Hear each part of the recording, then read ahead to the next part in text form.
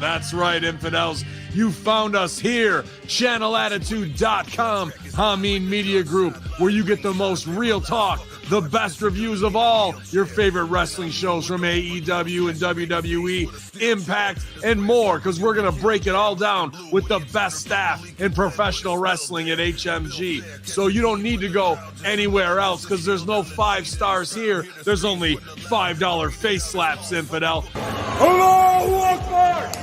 So sign up today, channelattitude.com, Hameen Media Group, and join the Hameen Army for the most real talk in professional wrestling.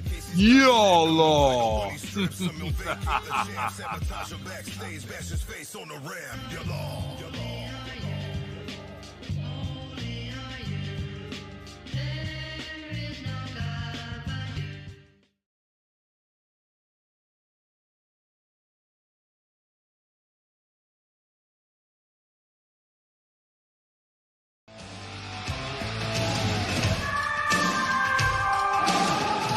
The PWC Network.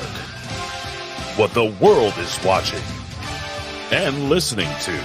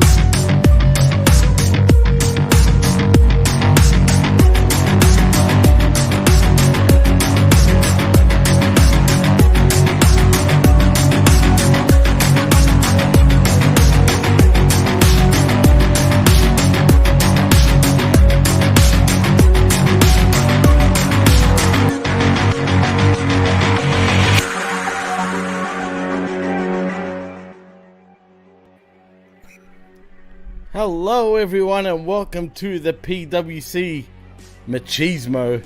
I am your host, Jimmy T, and my co-host, he is the breaking news guy. He is the EST of the PWC. He is the evil doctor himself, Dr. Jeff Lippman. Welcome back to the Machismo. And I hear you got a lot of news to break. I do, and some of it is stuff that's been floating about, and I can tie some of these things together for us. And some of you aren't going to like this, and some of you are going to like this, and some of you will be like, "Yeah, that's all right."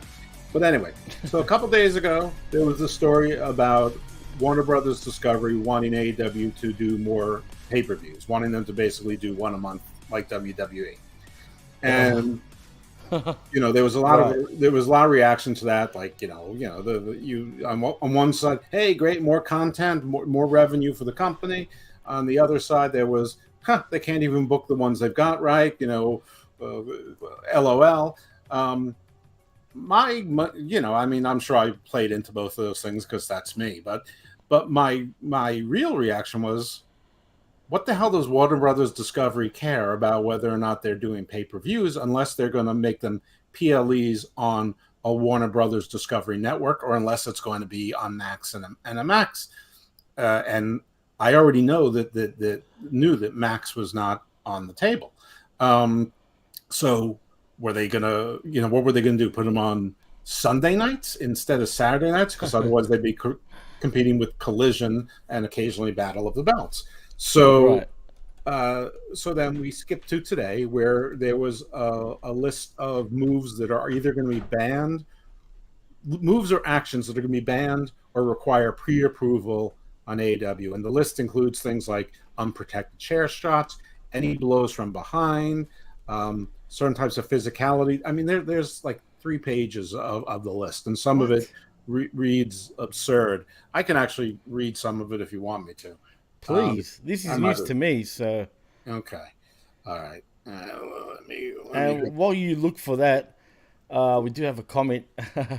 It is our very own Pierce Austin saying, "Mate, you ever sleep?"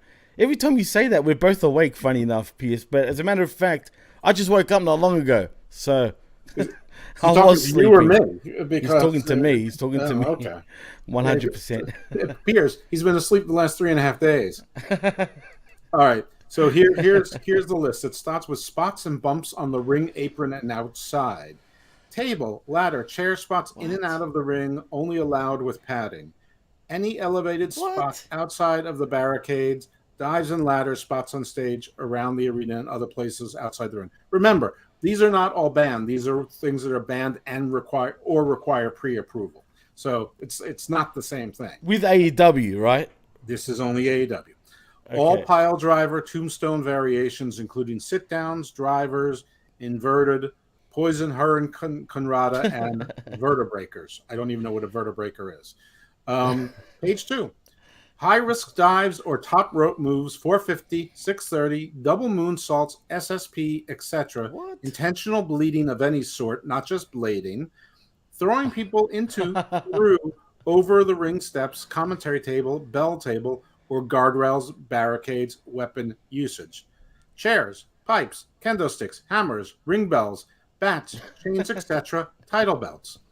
Thumbtacks, skewers, barbed wire, any other sharp puncturing objects, powders, aerosol sprays, or liquids. Aerosol sprays? Right. Well, yeah, the spray paint, the mist. Oh, yeah, true. Throwing any weapons or objects, chairs, etc. Choking, strangling with hands or a weapon or hanging spots. Now, remember, this is with pre-approval, so I assume if these things are booked and planned and are choreographed, that they will, you may not notice the difference. It's apparently the unplanned ones where people are calling their own shots sort of mid-match that's causing problems. Anyway, choking, strangling with hands or a weapon or hanging spots. Injury spots or angles, whether or not medical is involved, called to the ring.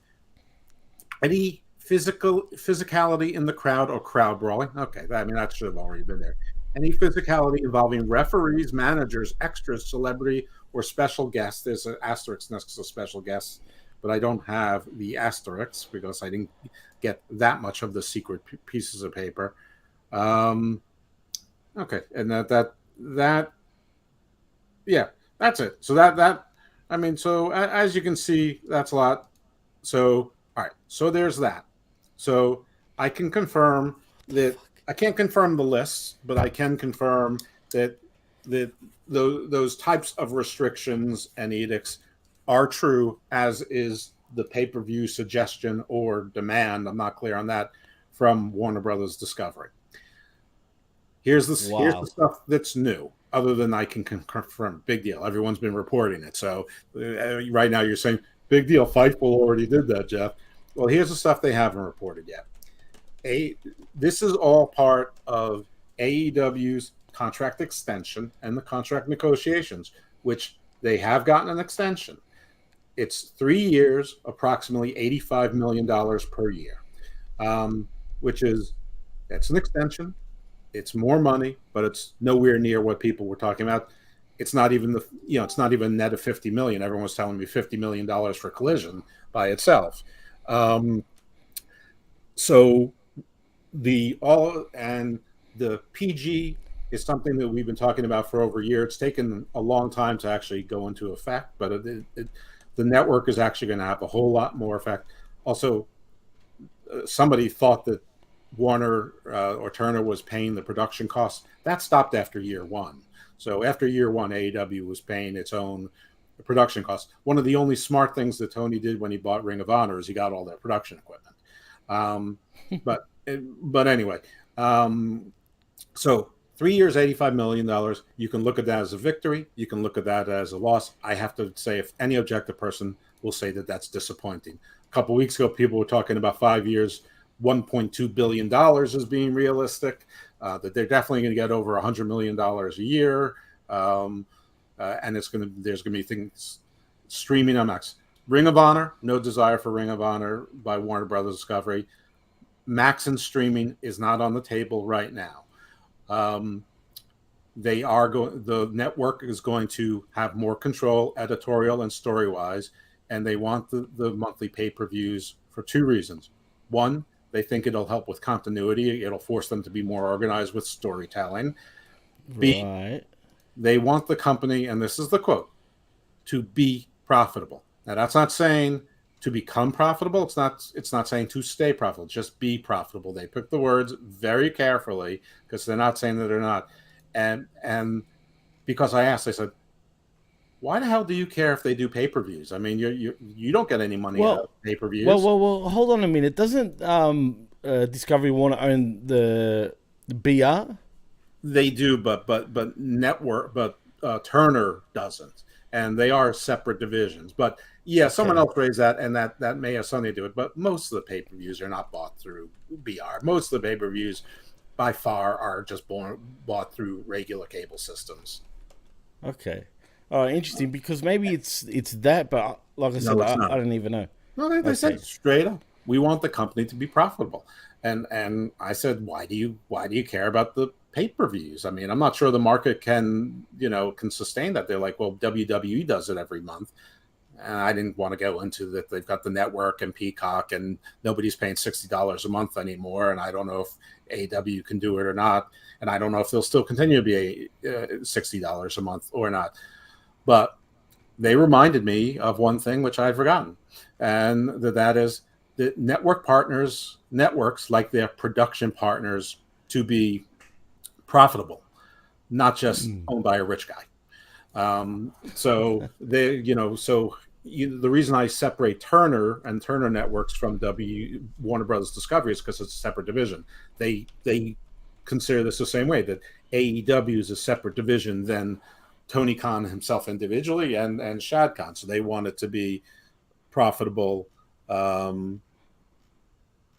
They want it to be profitable, period. Again, they said be profitable. I would say that this is not, that's not sustainable. I would opine that people are not going to pay $60 a month for pay-per-views.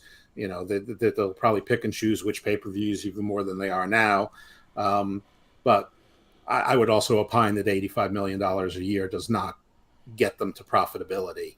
And I wouldn't be surprised if there was not a network. I don't know what they're going to call the person, but, whether they'll call them a controller or an auditor or whatever, or some sort of liaison. But I bet that we start seeing more contracts non-renewed and less of these signings, and some of the offers that we haven't really seen reach fruition, like the EJ Ndukas of the world, be rescinded, and less paying talents from other promotions to come in, or maybe more of that, and just not renewing, people getting paid $150,000 who wrestle 3 times a year. Very interesting. What? But why? I mean, how truthful is this for what you're reporting? Do you think? I mean, where there's smoke, there's fire. But I guess we'll know in the next few days. The source of mine has always been very reliable. They haven't been right about 100%, but they've been right about 50, not 50. They've been right at least 85% of the time with details. They've been right 95% of the time with broad strokes. Sometimes the timing's been wrong. Like the Warner Brothers and David Zaslav, they were very concerned about the blood and the gore and the cursing and things like that. And that, so there were stops and stops. You saw bleeping and editing, and then you didn't. You saw no blood, and then you saw blood again. And that's because, well, they've been busy. They have a writer's strike. The actors are on strike now. Every DC movie, Flash is projected to lose $200 million. They've been busy with other things. But which is why I think that they will assign a monitor to the show very soon. This deal, they've always said, meaning AEW and all the wrestling media, that it was expected to be announced shortly. So if I got this information, I doubt that I got it very far ahead of when the general public is. We'll see how right it is. But I feel comfortable enough going on the air and saying that that 90% I think that this is, if not 100% correct, that it's darn near close to it. Interesting. Very interesting to start off the day. I'm actually very intrigued, as a matter of fact, Jeff. Well, it also made sense of that pay-per-view story, which made no sense to me, and this ban list of things that okay, fine, but that I remember, these are the kind of things that float around. You see sheets of paper and they have a logo on them and they get floated around and everyone reads them and it's a ha, and then the next day Sean Spears bloodies Cody Rhodes with a chair. I mean, but I don't know. It does make both those stories now make sense in the context, and things usually do make sense. Interesting. I mean, it does sound a little overboard, to be honest, though, Jeff, with all these things to get. I mean, can you really see Moxley having to ask so he can blade? I mean, yeah, I guess he wants to keep his job. I mean, if he wants to get his fix, I guess he can book more indies, and Tony will either have to say no and see how that goes, or say yes, and then Moxley can blade all he wants and get Mercer again. I mean, I don't know what to say, but again,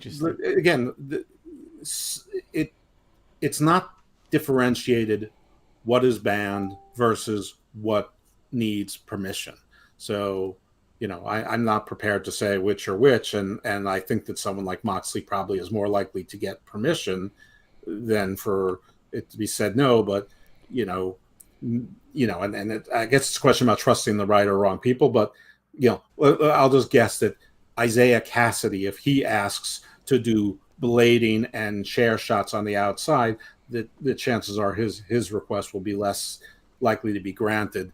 In a lower card, less important match. But we'll see. We'll see how it all plays out, and hopefully the rest of the wrestling media will confirm it, or there'll be a release from Warner Brothers or AEW. The problem is that while the news is an extension and increase, and there's certainly ways to spin that positively, any objective or even not irrationally subjective observer would call this a giant win. And I think most people would call this a minor to big disappointment. I mean, people were expecting $245 million a year, not $245 million over 3 years. They were expecting 5 years, not 3 years.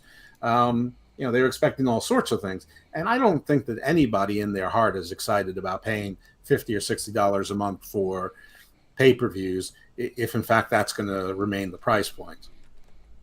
Right, no, for sure. Do you think they will go to 12 pay-per-views a year? I'm not sure they have a choice. Yeah, I don't know. But see, the thing is, can they handle that many, to be fair? I don't know, but there's another piece to this. And I was told that streaming is not off the table down the line. So I very much think that the viewership and response and the ability to have people pay for these pay-per-views over some demonstrable period of time is essential to streaming being part of this, to there being something put on Max. What is that time? I mean, I don't know. If I was in business, I would want to see it over at least 18 to 36 months. Maybe they're happy. Maybe they'll be satisfied with 9 months. I don't know. I don't know. I don't know that much of the granular stuff. Well, I'm pretty sure that's the Professor Chabelo Vera Cruz saying blood and guts pay-per-view. Definitely, I can see that. Well, yeah. I mean, Grand Slam could be a pay-per-view. The Bash at the Beach could be. I mean, they already do pay-per-view like events. They're just free. They're just on, cable TV or wherever you watch, on whatever app you watch Dynamite. So turning them into pay-per-views won't be difficult. And if it does actually focus the booking and force them to do storylines and have some more continuity and be less reckless because they can't afford big injuries every 30 days versus having maybe the luxury of 90 or 120 days between to heal up, that's a, whether this involves Forbidden Door 2 or not, I don't know. I suspect that since a lot of that money goes to New Japan, that may be something Warner Brothers has something to say with, or maybe they don't care that much. Maybe they think it's enough of a marquee event that cool, keep it going. So I don't have any information on that. I don't have any information on if there's an option.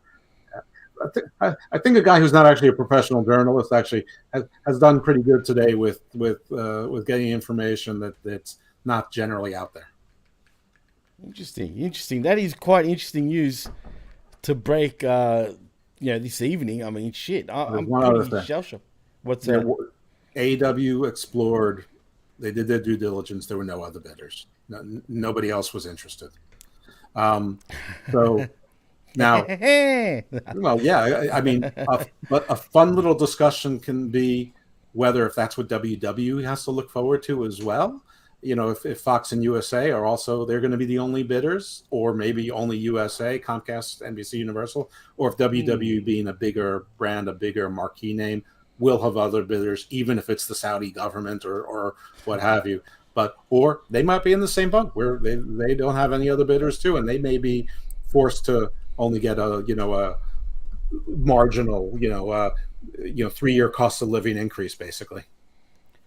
No, you know what, man? I think that'd have been on the high lately too, though, Jeff. I mean, when you think about it, they have. So I think that actually works in their favor for when it comes to renegotiations with the networks.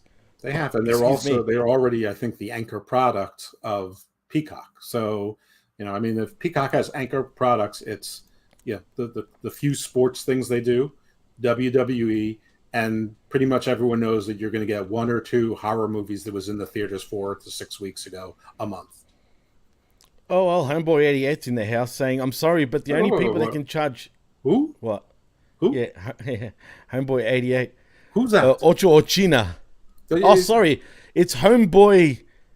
5 at this point or something like that. 6, isn't he down to something? By the way, Homeboy 88, I listened to your new show that you sent me with a totally catchy name, and I noticed that you volunteered both myself and Jimmy as part of your regular panel of guests, which I'm sure we would have said yes to, but I mean, come on, send that to me, actually, Homeboy, man. I like the sound of that. He didn't send it to you? Are you sure you just didn't check your messages?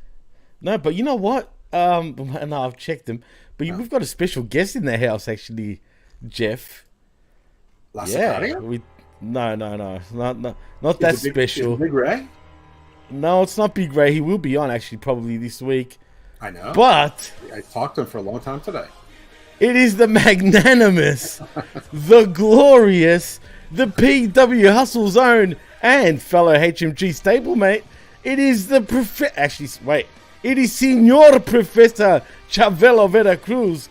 Welcome back to the Machismo, my friend. And what's the haps? I don't have the spinner, so I would try to do it, but now you're giving me back spasms. But I'm good, Jimmy. What is going on to Jimmy T? What's going on to the PWC? What's going on to the Doctor of WrestleNomics, Jeff Lippman? Me and him were talking on Twitter, and he blew my mind, and he already knew where I was coming from with the news reporting that he was. So, I'm not going to go. I don't want to spin that again, but I'll just say this. I have my own, That's why I offered for you to come on, dude. I knew you'd be interested. I have my own thoughts of it, too, and me and Jeff kind of, have our own kind of, qualms about where it goes. I still say maybe a 5-year, $500 million total deal. That's where I go. But I was never me and Jeff was in sync saying, hell no, ain't going to be no billion.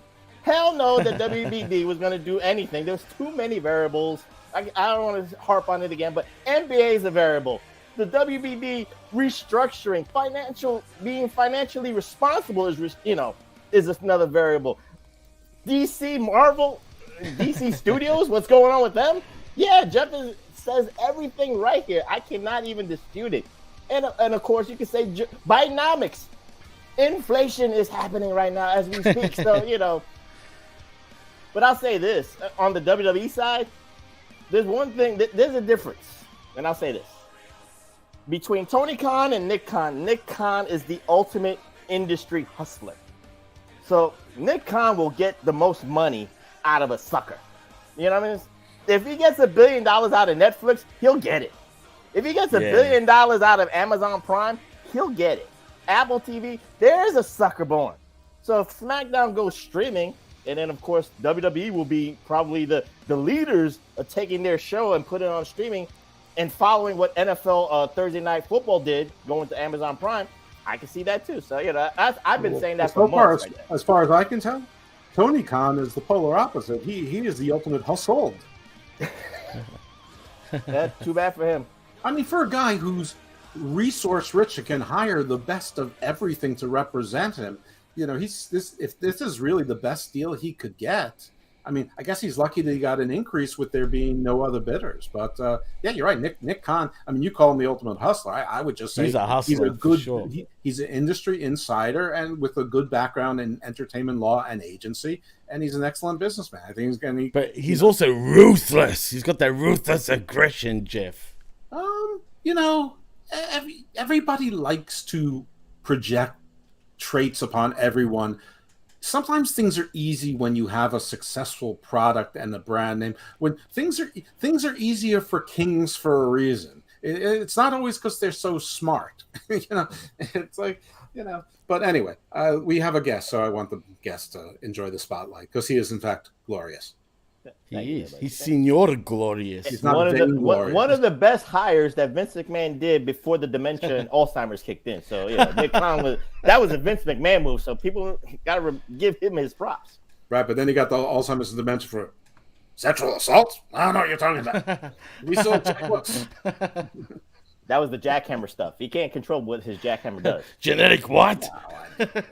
I mean, listen, Scott Steiner corroborated that with all those freaks. It's some things just can't be. You can't stop them. You can only hope to contain them.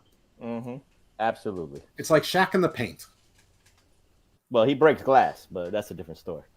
That's he right. does break glass, and not just at weddings. As a matter of fact. That's not just at weddings. That's true. Or plates, for that matter. But Jeff, you've got a few other news too, don't you? To break before we move on. I don't know if this is breaking news, but there's been a lot of not breaking news, but on the show. You know what I mean? I mean, there's been a lot of fun stuff that's come up all of a sudden. I mean, today Kenny Omega said that the fans that don't think he knows how to work safely can go fuck themselves. That's a quote. We've got Jeff Hardy appearing at GCW, even though he's got a broken jaw. We have Matt Hardy fighting with Jim Cornette and Brian Last all week. We have Matt Riddle and Misha Montana having a baby. What could possibly go wrong? I mean, it's amazing. And finally, after all this time, after all the months of waiting, finally, Kota Ibushi makes his appearance by video at Dynamite. Yes, apparently he got lost in the airport, and Kenny Omega couldn't find him. So this is yet another Japanese star friend of his that Kenny Omega either couldn't get at the airport or lost in an airport. in a land full of Canadians, can't find a Chinaman? In Saskatoon, no less. I'm just saying, you can't find an Asian man in a land full of Canadians. I'm not saying there's a plethora of Asians in Canada, but you cannot. It's like, where's Waldo? Oh, shit. Kota Ibushi could be spotted in a land full of Canadians. Right. And I'm guessing that there's a maximum of 2 terminals, domestic and international. So he could have narrowed it down, and they have pagers, and security goes Kota Ibushi. I mean, through customs. That's right there. I'm just saying, I can't get lost. You got to go through customs first. How big can the Saskatoon airport possibly be that you can't say meet me at baggage claim carousel 7 near the Starbucks? How hard is this? God. I mean, they botch. Not only do they botch shit in the ring, but they botch shit outside of it too, by the looks of things. I mean, if that is true, and I've seen those reports, I mean, that's some Benny Hill shit, straight up. You want to talk about wreckage, Jimmy? That's wreckage when Kota Ibushi gets lost in an airport. In Saskatoon, no less. I don't think there's many Asian people in Saskatoon. I don't know, man. In the world of wrestling, guys, Saskatoon will be remembered for 2 things.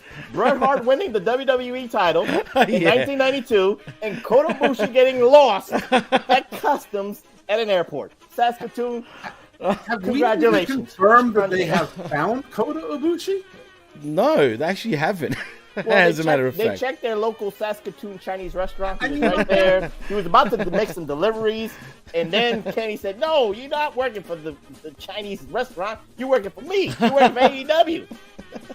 Well, he's Japanese. He's not even qualified to work in a Chinese restaurant. Shit. Couldn't he just put security? Please look for the Asian gentleman who looks like he's the fifth Beatle. Wait, you mean Justin Bieber? No, I don't mean Justin Bieber at all. Right there. Jinder, thank you. Of course it's the elite right here, man. Absolutely. Damn right. Shout out to Jinder. I know that. And Homeboy wants to tell you, Prof, I love his retro shows. Yeah, I mean, we do Homeboy. Too. Pro Wrestling Reflection, you know where what? you can find it right here on the PWC Network. He's up to Homeboy 14. He's gone up. And we got our very own Chris Willand in the house saying, I hope Dominic wins the North American title from Wesley next week. Yes. Leaving Go Dirty Finn Dom. Balor, Go Dirty Dom. the only faction member with nothing, could be a fun storyline. I agree. Like, as obviously the professor does. Jeff, do you think Dom Dom will be your new North American champion come next week on NXT?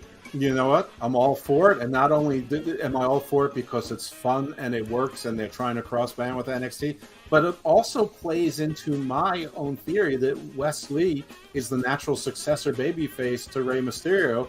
And you can have Rey Mysterio and Wes Lee sort of be like a little team there. And that's how he gets his way to the main roster. But, you know, when Dom is left alone, you know, and rejoins his dad, you know, maybe Wes Lee, the mellow, you know, hippie kind of guy he is the one that helps counsel Ray and go, dude, I know he sucks, but he's your son.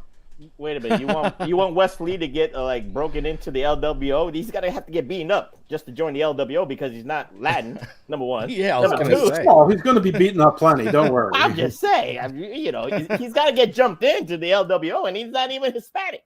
Can we confirm or It's like the deny Latin that he's Kings not partially suddenly. Hispanic or not married to an Hispanic woman? Because I'm in the LWO by Proxy, marriage. yes. Yes. By proxy. You are, as a matter of fact. Oh, geez, man. You guys are already killing me, man. Me, Alistair Black, and Charlotte, we go out every Tuesday night for tacos. Medium 5 saying, where's Lee is cross-eyed Leo Rush? It's not that. Come on. Wes Lee has a man's body. Leo Rush has a child's body. Oh, boy. And by the way, Wesley also doesn't have a shitty attitude. Leo Rush has a shitty attitude. Absolutely. Actually, Prof, what do you think? Do you think with WWE sort of upturn, you're talking about Nick Khan being a hustler, do you think they will get $1 billion again with the upcoming TV contracts? Yeah, they For can. both shows, that is, as a matter of fact. They've already put out there that they're pretty sure they're good. They've already set the investor expectation to be no less than 1.25 and really 1.5. So anything below 1.5 is going to be a disappointment. Then again, I'm not sure how much they really care about the investors at this moment, since the sale price has already been factored in, and the new company, which will be publicly traded, will be a new stock altogether. Wait. Jinder says in the chat, where's Lee Endeavor's Honduran? happy. And Wesley's Honduran? No, he's not. Well, the LOL tells you. Sorry, that he's not Prof. serious. Continue on. I know. Okay. But maybe he is. Who knows? No, continue, Prof. You know, if you get the 23andMe, we'll find out what Wesley is. But you know, I think again, like I keep calling Nick Khan the ultimate hustler. He can get that, and of course, you have to remember, Endeavor is happy. No, that Vince McMahon's involved with this, and Nick Khan's involved in the negotiations. So, what is it? The range, Jeff? Again, 1.2, 1.5 billion. 1.25 to 1.5 as the baseline minimum expectation. Yeah. So I would say they're not going to get 2 times again. They'll Yeah. probably get 1.65 or 1.7, something like that. and if they That's do, all right. that's hustling the industry again. And it'll probably be 1.5 year one, and it'll probably go up to 1.625 year two, and then 1.75 year three, and then it'll go up to 1.85 year four with an option, and everyone will just look at the 1.84 number as opposed to the aggregate. It all depends. Again, I say this, like NBC Universal. What else does USA Network have? Really, Nothing. that is Law their and Order. stable. And more than that, what else does Universal have in terms of IP? You go to Universal Studios, what's the main event? Marvel. Well, they don't own it. At some point, those rights are going to revert, or they're going to have to pay out of their nose to keep it. So Universal, I mean, they have the old monsters from like the 1930s through 1950s, which are cool and all, but they tried to reboot them and nobody went to see the movies. And let's not forget you. I don't mean to cut you off, Jimmy. I'm just saying. No, please. What with the writer's strike and the actor strike joining into the fold, WWE is in a great, strength of leverage right now to start negotiating for the numbers that Jeff has said, and probably maybe be greedy to go to 1.8 or maybe 1.9 or even 2 billion. Who knows? Well, right now is the time to strike for Nick Khan to do that. It also depends if there's other bidders. I mean, if there's no other bidders, then they have to negotiate well. But if there are other bidders, the market may, take its place.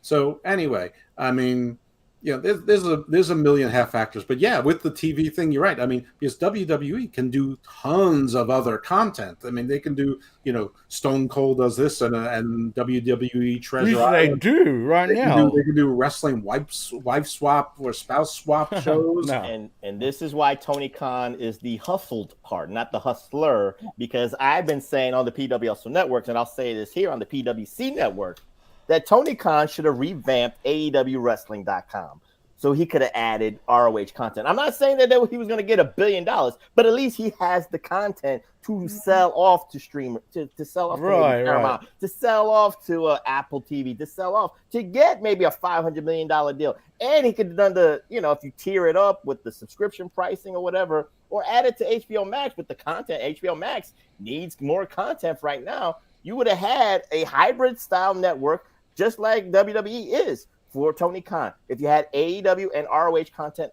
in one bubble. Do need to interrupt because my dream is that much closer to reality with everybody needing new content. My dream of the actual movie or miniseries of the Samoan Dynasty family intervention in the line of Wise Guys or Goodfellas or The Goodfella, with it being scripted and acted. And all I want is representing the Tongan nation, Haku. It'll be so great. I just want them to be nominated for an Emmy. Once I get that, I'll be going.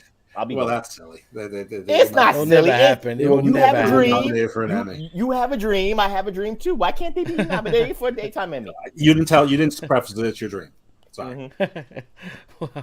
Well, guys, I mean, look, it's all interesting, that's for sure. What happens with AEW and their TV deal? I think WWE will be fine when it comes to their TV deal, especially considering that they've got sort of momentum right now. Ratings are up. Everything is up. PLE records. Didn't SmackDown break the biggest gate in MSG history last week, as a matter of fact?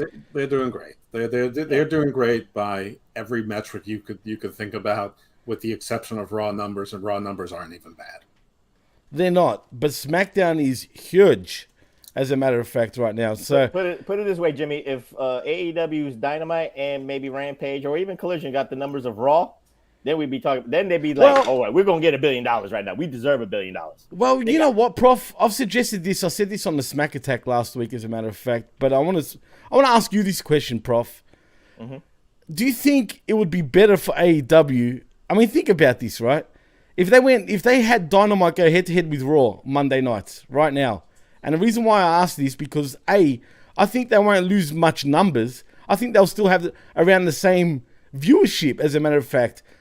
But B, I think it would be good for AEW to try to gain some viewers off of WWE. If you're going to do that, because they're stagnant right now, let's be honest, right? They're not gaining any new viewership. Do you think by actually going head-to-head with Raw, not only will it maybe get more eyeballs onto them, in the short term at least, but does it really hurt them? I don't think it does. I mean, think about it. TNA, Impact Wrestling, didn't even have these sort of numbers when they were going head-to-head with Monday Night Raw. You know what? It's very hard to answer that question because, again, the business structure between WWE and the business structure of AEW is night and day. Right. WWE works 7 days a week. You got your Mondays, you got your Fridays, you got Tuesday in Orlando, Florida, at the Performance Center, and of course you got your weekend turnarounds with the house shows. AEW is very consistent with Wednesday, maybe a live Friday, a live Saturday. That's maybe. it. So again, and then you have to consider this fact, because what if your AEW contracted wrestlers and their house shows have pretty much stopped? Well, because I guess because of Collision, right, AEW? Jeff? Right. Well, yeah. I mean, if you count Collision as a house show, which it wasn't supposed to be, I think they still have a couple of Canadian dates, but they haven't announced any more of those. They've ever done Canada, arena house rules, house shows. That seems to have gone the way of the dodo. I'm just being, I'll just being like giving them the slack here, Jeff. When I say this, we don't know what their expectations on a Monday would be. Maybe they got other business ventures. Maybe they got other wrestling dates. So you can't just really just uproot and just move your show to Monday nights. Of course, you got to rent the houses, you got to rent the arenas and all that stuff. So logistically, it's a nightmare right now just to do that. But Tony found a way on Saturdays to book some arenas in Saskatoon and Toronto and all that stuff. So I'm not saying he can't do it. I'm just saying, he can just buy the United Center. There you go. He can do Daly's Place every Monday night. Monday Night Dynamite from Daly's Place until he gets that structure going. But again, do we want to create another Monday Night War? Yeah, I mean, for the wrestling fans, it's there. But I guess the difference is the tribalism is so toxic for this point. Which makes it interesting, though, Prof.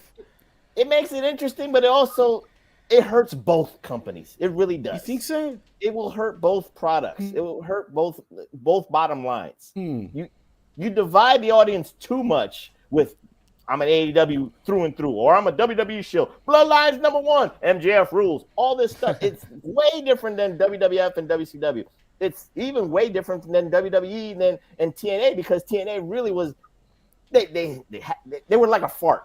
It was a long fart, right? No, and it stunk a little bit, and then it stopped. It dissipated. This one's a little bit different. I'm not going to say that AEW can't do it. AEW was like a third-party presidential candidate. They're the Ross Perot. TNA, not AEW. Oh, okay.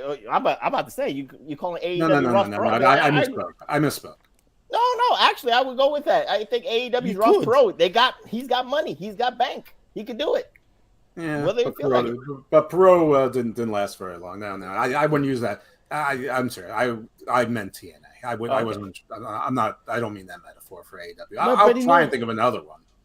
But in all seriousness, I think they got to do something to get people talking about AEW, and I mean people talking, not just the wrestling fans, but I'm talking about outside of that. I think by doing that, the wrestling philosophy for Tony Khan has never been about bringing in new fans. Right. It's trying to bring back the fans with the knowledge and the stories that everything makes sense.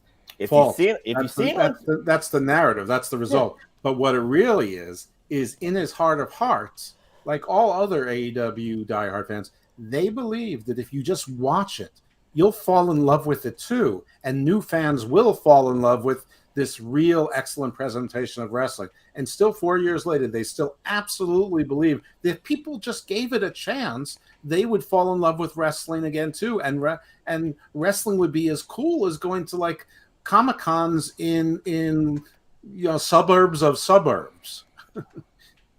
As opposed to one in New York City where there's 1,000 scantily clad cosplay girls.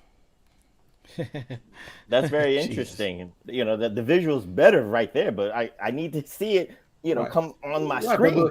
But when you go to the Comic-Con in Westminster, Maryland, it's not the same. There you go, Jinder. The Green Party. They would destroy democracy right there. That's what I'm trying to say. They would destroy democracy when you're supposed to pick your nights. So it's the Manchurian Candidate, except it's the Pakistani candidate. Yes. Jesus Christ, the Pakistani candidate.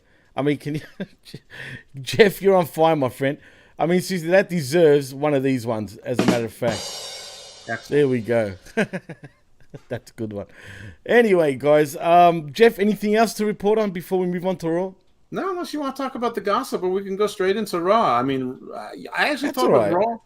I actually thought Raw was okay this week. I thought it was pretty good. It was actually not a bad show. I don't think a lot happened that was particularly important, but it flowed. If they keep this and build it, Raw might actually become a good show again. Well, I watched it live, and watching it live and watching it after the fact are two different things. Because when you watch it on the replay, you've got no commercials essentially and whatnot. So it just sort of, because look, it's funny because usually I don't catch it live, and when someone watches it live and when someone doesn't, I think it's two different perspectives. It is. It's a different. If you know what I mean, which is not fair, right, and it's not fair in many ways. Right. I watched AW this morning at my leisure. You watched Dynamite last night live, I presume. Right. Yeah, I did. And Dynamite sucked just quietly. I couldn't stand Dynamite. I didn't think it sucked. Like, there's a lot of things in it that I don't like about wrestling, but I have to put that on the side. But I will not give it a failing. I'm not going to give it an A or anything, but I won't give it a failing grade. I won't give it an F. But it's not an F. There was a few things I did like, but it was obvious. Like, we called Pac and friggin' Kota. I mean, we said Pac, I think, on the Smack Attack, and we said it for a shit stir too. And then it comes out. He broke his nose. I mean, that it sort of made sense.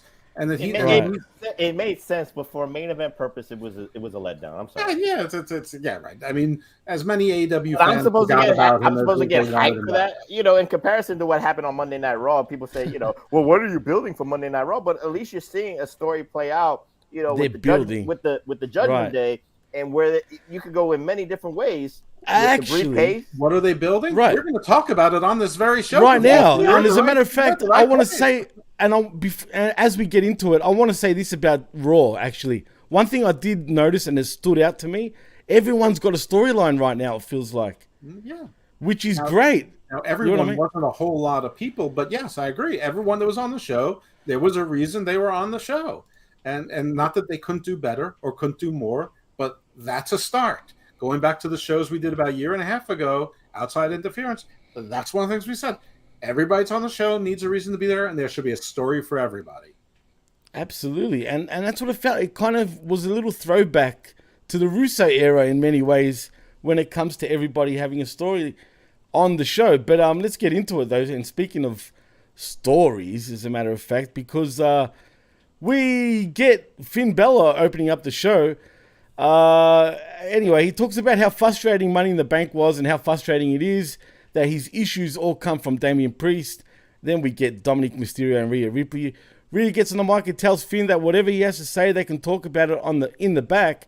Balor says his issue isn't with either one of them, but with Damian for costing him the World Heavyweight Championship when he tried to hijack his moment.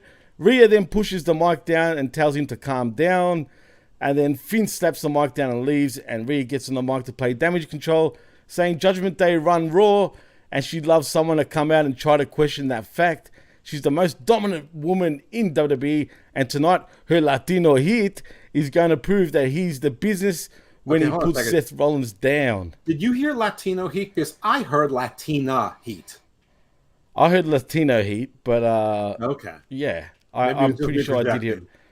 Prof, did you hear Latina heat? How many Bud Lights were you drinking when you heard either Latino or Latina? I'm just asking. Listen, I rarely drink beer, and I can assure you it's not Bud Light. No, absolutely. As Jinder says, Raw wasn't doo-doo, so that's good. It is, as a matter of fact. But anyway... Doo-doo Brown. That's a good one. Anyway, into Seth Rollins eating a tray of buffalo wings. What the hell? Can I tell a true story on that right now? What's that? Go for it. Well, I guess I have to now. So when I first moved to Baltimore, I had a Jeep Cherokee. I lived downtown. And Jeep Cherokee? Yeah. And Jeep Cherokees are ridiculously easy to steal. Like once I was shown that I could steal them. And believe me, I'm not someone who was taught how to steal cars. I can't change a tire. I can't change my oil. I can't do anything. Sure, I could steal a Jeep Cherokee. Anyway, so the fucking Jeep Cherokee kept getting stolen, but they kept finding it because people would just joyride and they would leave it on. So I kept having to get windows replaced and get it out of the lot. Your Jeep Cherokee was a free Uber. That's what pretty much. Well, what year was it? There was no Uber at the time. Uber was just a German word at the time. Anyway, so this is like 1990. So anyway, okay, right. So at some point I go in and get it back, and they left their mixtape in it. But it wasn't a mixtape. It was just the same thing over and over again on both sides. It's like they were trying to torture me. It was literally Doo-doo Brown, doo-doo Brown, doo-doo Brown. And like I'm just gonna listen to this whole thing to see what's going on here. You know, maybe I can learn something. Maybe this can be a teachable moment for me. No, it was the same fucking thing over and over again. Doo-doo Brown. So I will never forget Doo-doo Brown. Fucking doo-doo Brown. Both sides of the tape. Wow. Anyway, did I mention that Seth Rollins comes out eating a tray of buffalo wings since we're in Buffalo, New York? Yes. I mean, why Seth? Why? I have no idea. Anyway, was it Wingstop? Was it KFC? Was it Popeyes? I mean, it wasn't KFC. I'm just saying, you know, for logistics, it wasn't Popeyes for either. Advertising, for branding. You got, you know, WWE missed the ball on that one. That's not. I know that's catering chicken. But you know what? You could just say, you know, Wingstop. You know, tweet to Wingstop. Well, they were in Buffalo, so it was Buffalo Wings. But whatever it was, Buffalo Wild Wings or whatever, including chicken wings. Mm-hmm. Yeah, and he was going pretty hard on those chicken wings. I'm just saying. I mean, he was munching on that shit. Spitting them into the camera was disgusting. That's what he was doing, basically. Not to speak with his mouth full. Anyway, he could have choked his chicken. Oh, that would have been kind of funny, though. Imagine that. It would have been great if you actually start choking down there. He's like, Becky! I can't do it.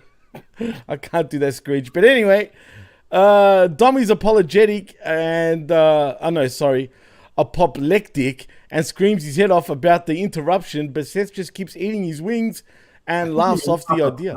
Apoplectic. Apoplectic. Oh, okay. That's what I said. Upset. Whatever that. What does that mean? I guess that does mean upset. He was beside himself. He was besides himself. Anyway, Seth laughs off the idea that Mysterio will beat him. He says he's going to be the one whipping Dom's ass tonight and eats more wings while dancing to his theme song. Cool. I will say this. I do like how Rhea is taking control of the situation. You know what I mean? She shined on this episode. I think she looked badass. Just put her hand over the microphone and Finn and just shut him up. Like I just that was brilliant. That was beautiful. I mean, Prof, is she becoming a bigger star just every week, man? Well, you know, not to take something from like the AEW shills, but you know what? There's layers to this story, right? There's layers. You know, everybody's looking at Damian Priest and Finn Balor, but lo and behold, the real leader is emerging, and it's the WWE Women's Heavyweight Champion, Rhea Ripley.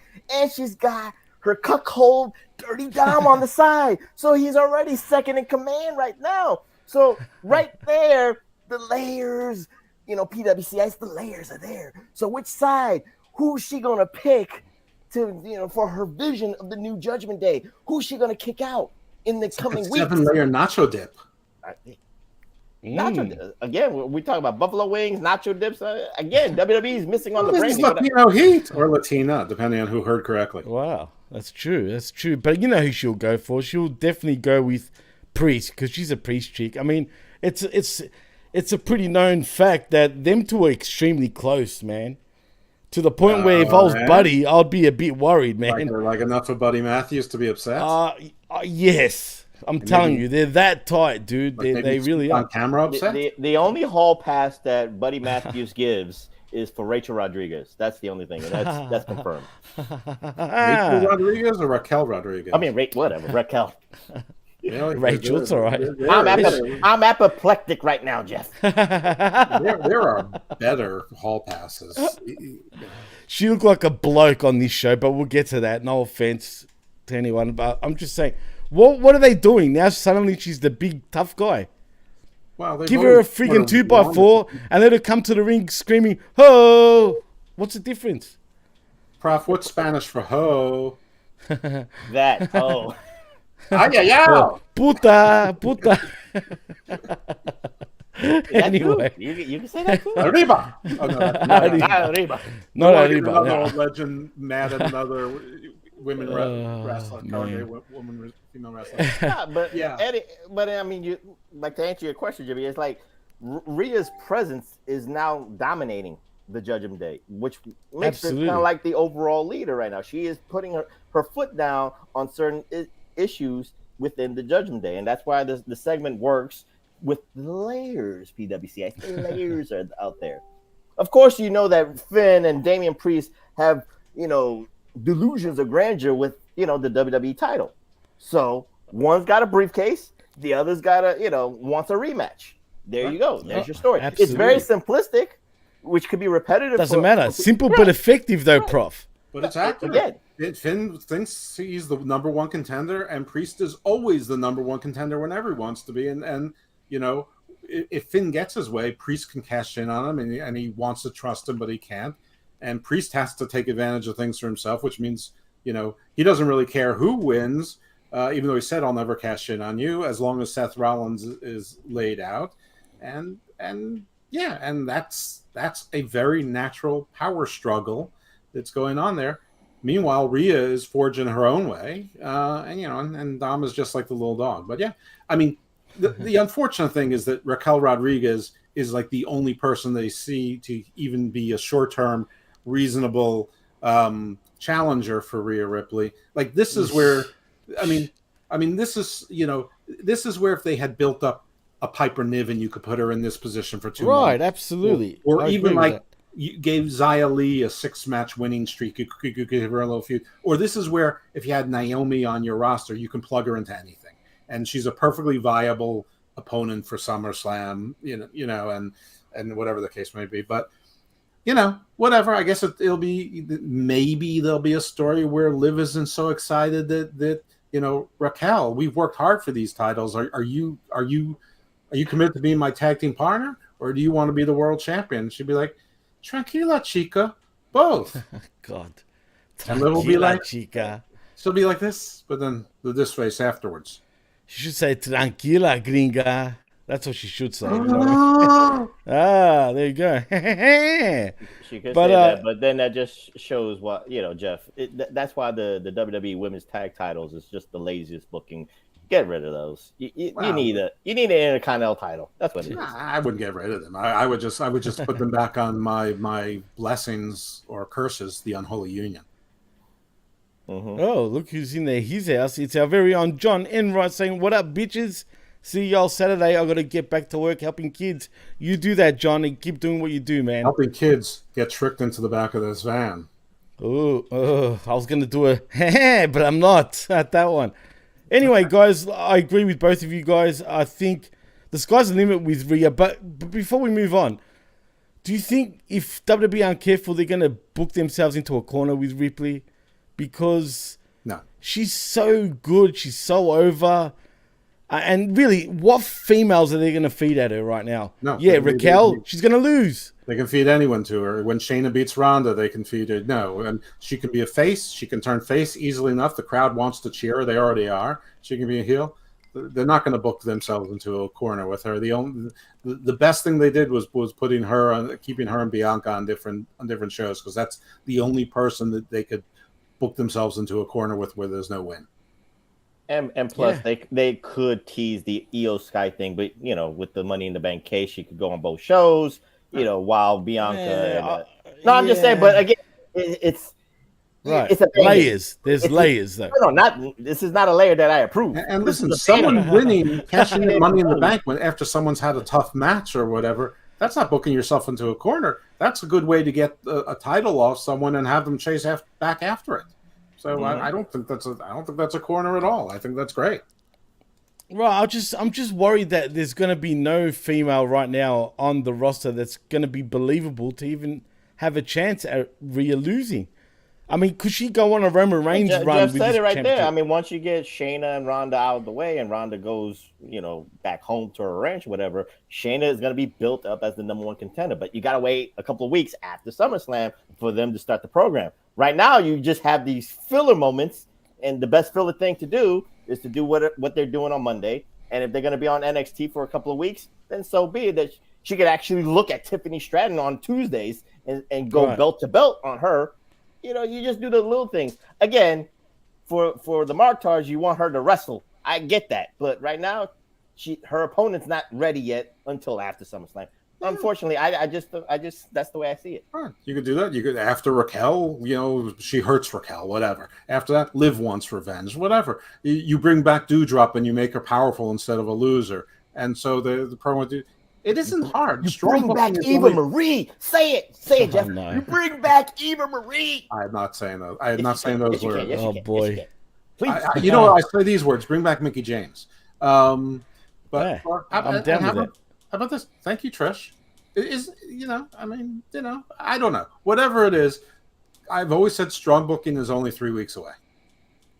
It's true. Well, let's move on, guys, because next we see Ripley telling Damian Priest that he and Finn are going to quash things like men. Priest says he already spoke to Bella and he chose to act this way, but for her, he'll speak to him again. Anyway, we move on to the first matchup of the evening. It is Drew McIntyre and Matt Riddle versus Imperium in Giovanni Vinci and Ludwig Kaiser. Now, guys, what the fuck are they? So now, I guess McIntyre, and I'll start with you, Jeff. Is he a Scottish stripper now? Is that what's happening? What's going on here, man? Yeah, I don't know how to answer that question. I'm going to go with no. I mean, Riddle only works with certain people, and McIntyre clearly isn't one of the ones that he works with. It just doesn't go, man. It just doesn't go. And, McIntyre acting all happy and let's go party, yeah.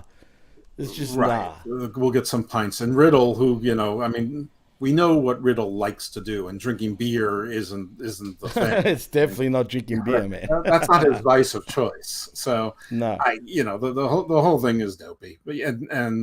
But listen, this is just a bridge to get McIntyre to Gunther.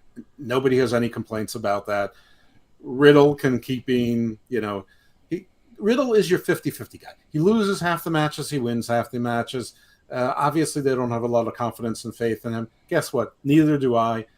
Hopefully, Randy Orton is as close to coming back as what was reported a few weeks ago, which may have been premature. Maybe they're just saving him for the right time. But maybe he cost McIntyre the belt. Maybe he rejoins Riddle. Maybe he's mad at Riddle for trying to try everyone else from Elias to Drew McIntyre to be his new bros, and the usual. You stopped calling me. You were wearing Randy hats and RK Bro shirts, and you stopped that. You even found a new girlfriend and got pregnant. It's just like you started a whole new life without me while my career's threatened, my historic career. It's true. Actually, a lot has happened since Randy Orton's been gone with RK Bro. But anyway, McIntyre and Riddle do win by pinfall via Claymore from McIntyre onto Giovanni Vinci. Prof, what do you have to say about this matchup, man? I'll just go back to the Matt Riddle quandary, you could say. Go for it. Trying to recapture the magic of RK Bro, and you implement Drew McIntyre with all the stuff with the beers and the parties, just doesn't work. It just doesn't work. No, it doesn't. So you're rehashing something that doesn't work, and the chemistry is off. Number two, this is the only thing, the faux pas that I'll say this. I don't want to see Imperium break up. It's too early. I don't want to even. They're not breaking up. I don't want the hint of it. I don't want to see Right. it. I don't want to see the hint of it. I want to see the structure. I want to see the unity. I want to see the teamwork right there, because again, not layers, but you could see, you could see Imperium against Judgment Day. You could see Imperium, maybe invade, during the Survivor Series brand stuff. Roman Reigns and Solo Sikoa, so something like that. You could see certain things play out. Just don't break them up. It's too soon. And of course, Gunther, the greatest Intercontinental champion since Honky Tonk Man, he needs his two guys on his side. I just don't want to see that right now. I know you're saying, I'm confident in you, Jimmy, saying that it's not going to happen. I just don't want to see it play out on TV. No, look, I think Giovanni Vinci, I don't know why everyone's making a big deal out of this. They're not breaking up. I think Vinci will be the one that gets kicked out and eventually get released. But we don't want to see it on TV. It's too soon for that. And we know how WWE is to breaking up groups, factions, tag teams. This is too soon, Jimmy. That's the problem that we have. They are a great tag team together. And absolutely. But what does Vinci bring, though, Jeff, really? Well, he's imagine... What does Ludwig bring? Together, they're a great tag team. But he can talk, on the mic. He does that introduction for Gunther. This is why I think bringing Ilya Dragunov to replace Vinci would be a huge upgrade and would be great for Imperium as a whole. Why can't he just supplement the group? Why can't he just be added on? What is this? They were outshined. That was a Vince thing. Well, I think everyone will just outshine Vinci at this point if you do bring in. Not if they're the tag team specialists. I mean, you could say everyone outshined Arn Anderson, but when he was in a tag team, he's one of the best tag team wrestlers of all time. Yeah, but he spoke at least. There was something to him. Vinci, there was nothing. There's nothing. What does he do? Handsome. Okay, because he's Italian. I mean, they're basically. Well, no, I know plenty of Italian people who are ugly. Well, I'll say this, That's Jimmy. true. Vinci, There's a lot of them. Vinci did speak on NXT. He just didn't have a nice run of speaking. He was a single star before he went back to That's Imperium. true. You're right. So, again, it's just too soon. We just don't need it. You could bring up. What do you see in him? You see a younger, better-looking Cesaro. Look, I'm not the biggest Cesaro fan, but that's a big call. Listen, Jeff. I would bring back the Hardcore Championship. I know Chris says no more titles, but that ain't me. I would bring back the Hardcore Championship, and you'd have Dragunov in that Hardcore title picture, and have Imperium in the tag team title. No conflict. To make the Mark-Tards happy, Jeff, it can't be the Hardcore. It got to be the European title. Give it the international flavor. Yeah, absolutely. Give it to Ilya though. That European. Okay, but they get defended in European strong style then. Whatever that works. Make it something different. Mm-hmm. There is a European strong style, whatever the fuck that is. Let's be honest. There is. That's why I didn't just make it up. And Jimmy, why Ilya Dragunov to join Imperium? Why not Tyler Bate? He's the same size too. Oh my God, no! No, not Tyler Bate. Come on, bro. Put that hair in a ponytail. No. I beg your pardon. No. Tyler Bate is actually filming the Game of Thrones prequel, and he's playing a young Tyrion Lannister. Okay. Well, first of all, can you picture him being part of Imperium? You have to have Europeans that don't speak English as their first language per se. Can you picture him at the top of the wall, facing the wildlings and pissing over the top of the wall onto the real north? Yes, you can, because he looks like Tyrion Lannister. Oh boy! Oh, just do not conjure this, Jeff. Whatever you do, because you have a history of conjuring shit. Let's not conjure this. I'm conjuring Tyler Bate out of wrestling and into Game of Thrones universe. It's upward mobility for him. It's better for me. Everybody wins. I'm absolutely conjuring that. Well, anyway, post-match, Gunther berates Vinci and Kaiser stares at Giovanni before leaving him alone. And then backstage, as promised, Finn and Damien are talking again, guys. Bello voices his grievances, and Rhea Ripley tells him to stop acting like a child and plays moderator, telling Damien to go first. Priest says he wanted Finn to win the title at Money in the Bank, and this is not his fault. He's happy to go back to the way things were, and then ... Finn waves him off and says he wants to clean the slate and have a fresh start, but on one condition: he still has issues with Seth Rollins, and he wants him first. Damien says he has no issue with that, and they're good. Even though Prof, I'll take it to you, he kind of hinted, but I'm still the decision maker here because of the briefcase. Are the mega powers gonna explode, brother? That's the intriguing part. Again, Damien is feeling his power increase in Judgment Day with the symbolic nature of the case. He has the power. He can control the destiny of Seth Rollins. He can control the destiny of Finn Balor if he chooses to get that rematch again, whether it's on Raw or SummerSlam, whatever the case may be. But again, the other layer is Rhea Ripley is imprinting her leadership and controlling the two men and turning them into cuckolds. But that's, that's true. Jeff, what's your take, man? I mean, my take is no different than when we talked about it earlier. So, all right, well, we'll just move right ahead because we see Kevin Owens and Sami Zayn this time are interviewed backstage. Sami says they're going to keep taking on whoever steps in their way because they've been on a pretty good streak and they're ready to face any challenge. As we see once again Rhea Ripley and Dominic rolling up. Owens is upset about them not following the unwritten rule, and Rhea is upset that they didn't mention the Judgment Day because any version of them could take the titles whenever they want. And that's that. I mean, I'm not even going to ask for your guys' opinions. I will say this. Are they starting to run out of ideas, Jeff, on what to do with Owens and Zayn at the moment? Yes. And the only thing I can sort of do to defend this is to say that they wanted to implant or reinforce the notion, the idea, the proclamation that Rhea says the Judgment Day does in fact run this show, and so they have to be part of everything. Aside from that, yeah, I don't know why there's any number of tag teams couldn't have been the ones to challenge them, or just Jinder walked up to them and issued a challenge for Indus Sher, and they said, Indus Sher, you guys just got here, you've won 2 matches. Talk to us after you've won 5 matches. But I mean, whatever. Yes, I think that they're running out of things to do with Sammy and Kevin. And listen, their chemistry is good and in the right place. It's great, but when it's directionless, it just looks like 2 regular guys in a bar, talking about nothing.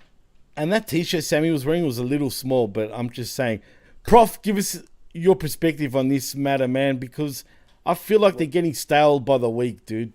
Well, number one, when you add too much starch in the laundry, then that's what happens. It shrinks. The T-shirt shrinks. Number one. Number two, they are the undisputed tag team champions, so technically they shouldn't be directionless. They are supposed to be on both shows. They're supposed to have a target on their backs. Right. So they're not fighting champions. Right.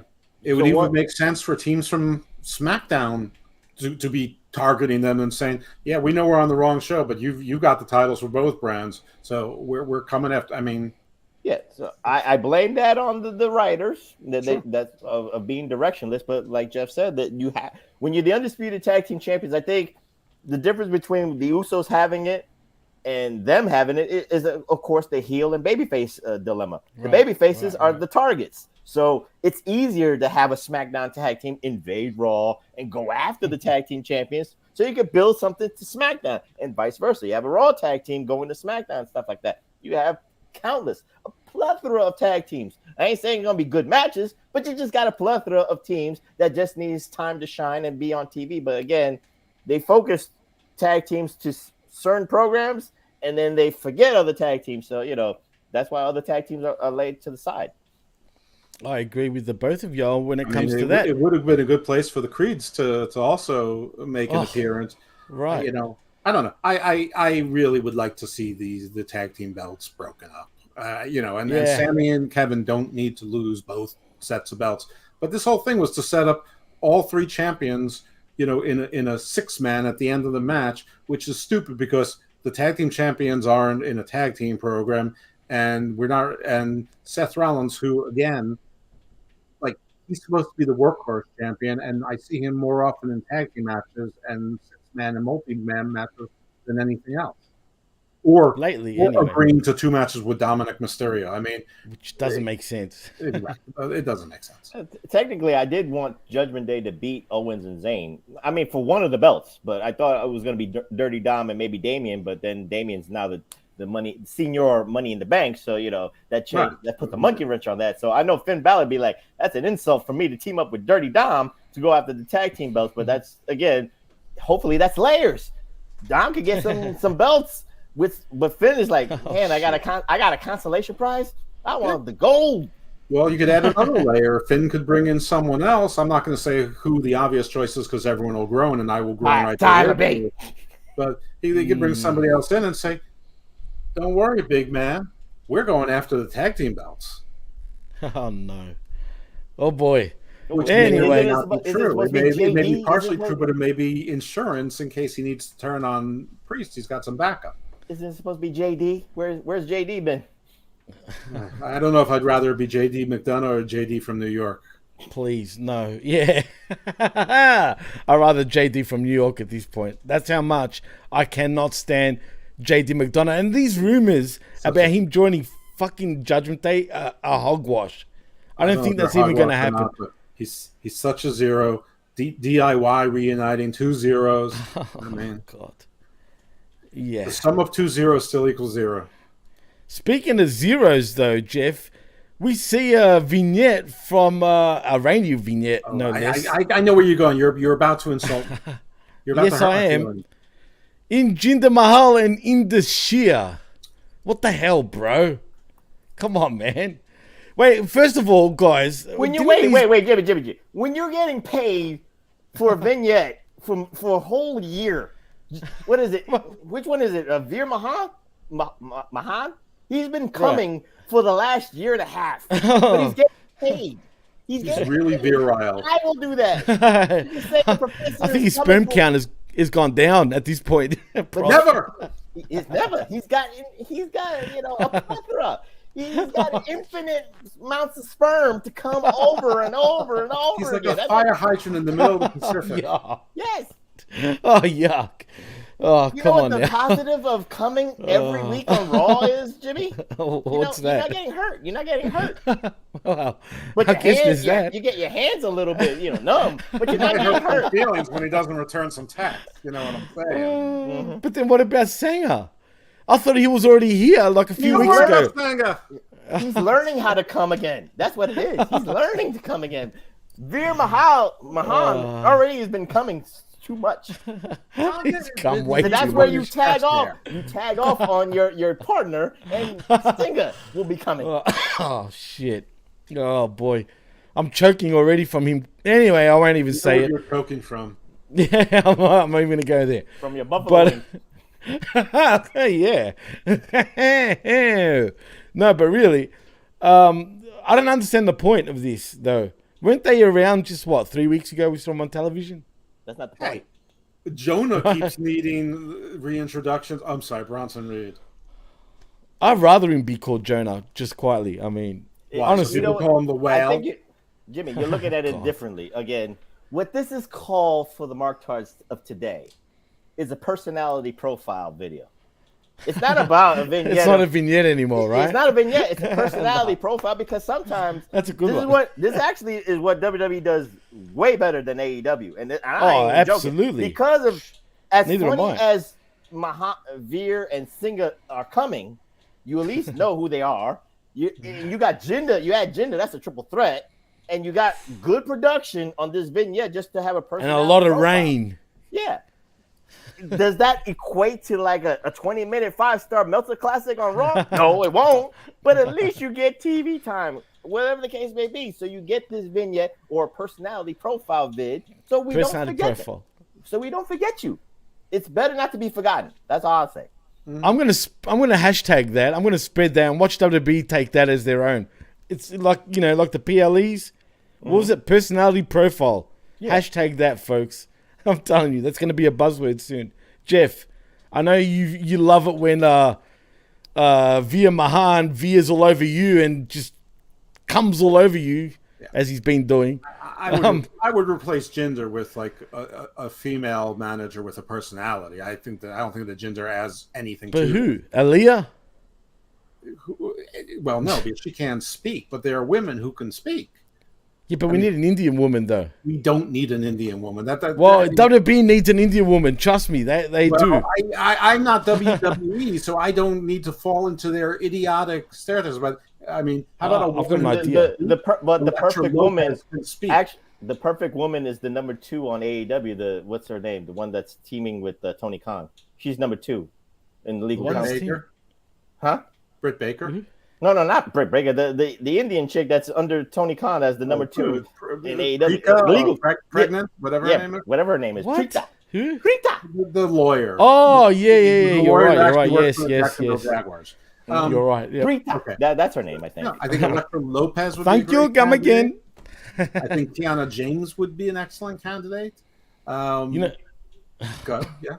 Well, I was gonna say, since we had a Tongan play Mexican, I mean, can't we just bring in Selena De Laurenta? Just go by Selena.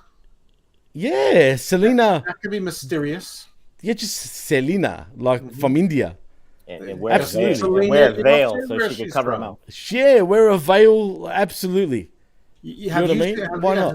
Have you seen Valerie Lareda, Valentina York? She don't need to say much. Why can't we get like a sympathizer like we used to back in the day, like Sergeant Slaughter, who was an Iraqi sympathizer at one stage? Well, we're not at war with India. Well, that's true, but it doesn't matter. You don't have to have the Arabs always being the bad guy. You can have the Indians playing that role. I mean, we had an Italian play an Arab. Yes, but we were actually at war with Iraq. I know, but you can just insert this so that I don't get heat, if you know what I'm saying. Remember, diversity. Pakistan. You have to have diversity and inclusion, so you have to have an Indian chick to be a manager to do this. It doesn't The work. only You one I can't, could you think can't of have a is Aaliyah. Hispanic. You can't have a white chick. You can't have an Asian. You could make the Indian chick be the manager of the Creed brothers. How about that? Anyway. No. No, Thank you. please.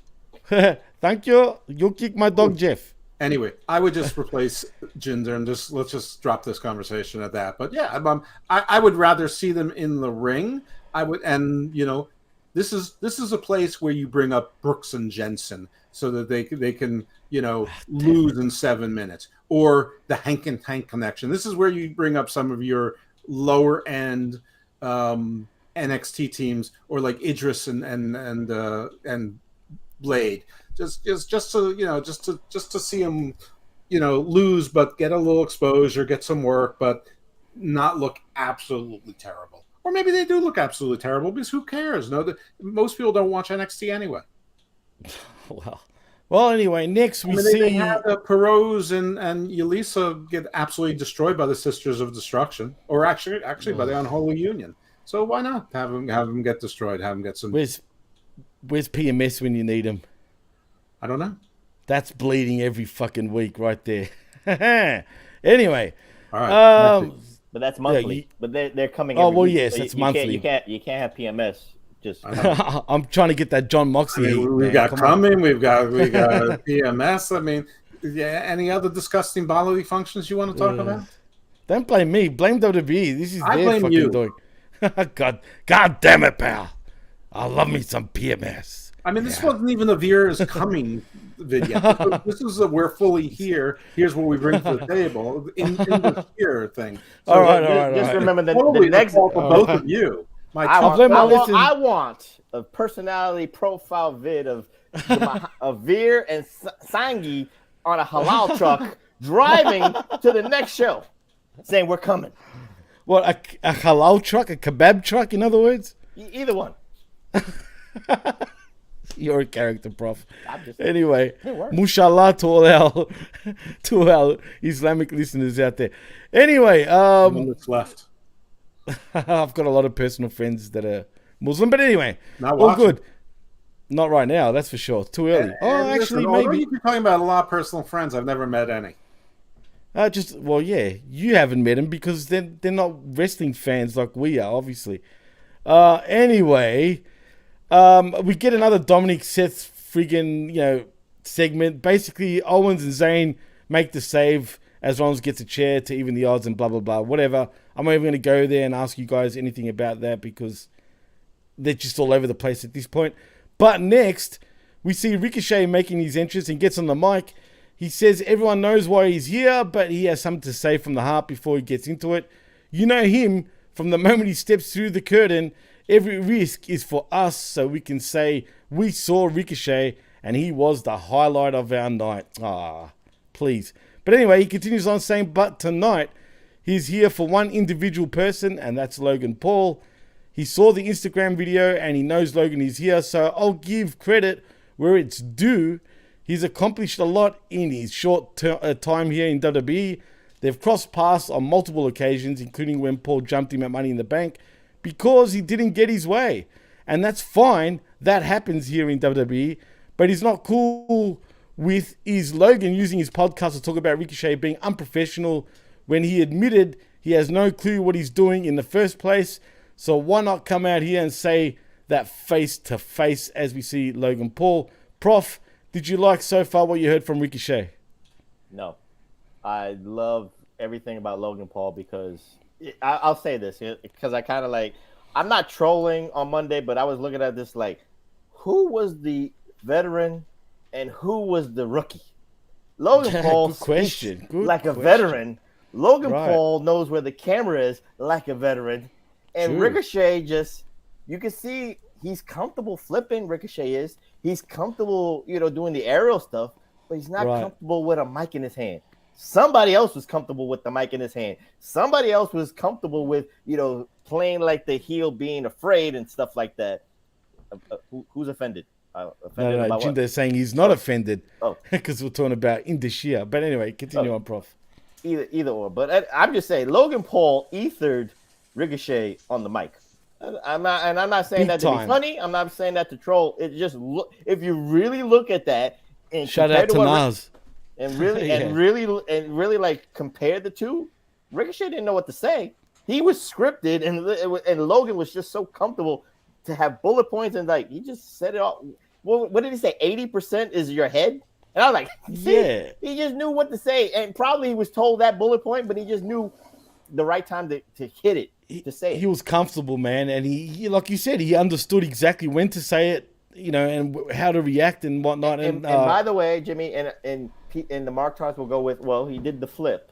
I saw the flip already. He did that to Velveteen Dream. So you're trying again, rehash them. You're rehashing a magic. And again, I'm not trying to nitpick here, but I saw that already. It didn't have the same effect because I already saw that, and I knew what the effect he was trying to get. But that to me was just Yeah, but you saw in NXT. Nobody we watched saw it. that in Right, NXT. exactly. But again, the thing is, what Logan Paul did on the mic, that's the only comeback that Ricochet had, and that was the flip. Wasn't enough to me. Which is stupid, in my opinion. I mean, and at the end of the day, look, I think we're being a bit, harsh. At the end of the day, why can't that be his trademark anyway? Big deal if we saw it once before. You know what I mean? He can do that over and over. I mean, all wrestlers got their shit in. But actually, right, exactly. For a Ricochet promo, listen, this is not his forte.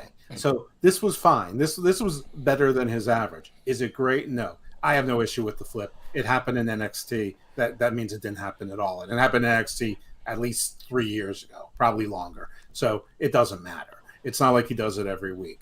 However, yes, Logan Paul is everything you want in a young professional wrestler. The problem with Logan Paul is everything else that comes with Logan Paul, like his stupid energy drink, which gets sponsored on shows. I mean, it's been recalled in Canada. The FDA is probably going to recall it, and they're going to fine them. They're probably going to sue the company. Everything Logan Paul gets involved with is like borderline sketchy and sometimes on the wrong side of the border. Like he's a RICO charge waiting to happen.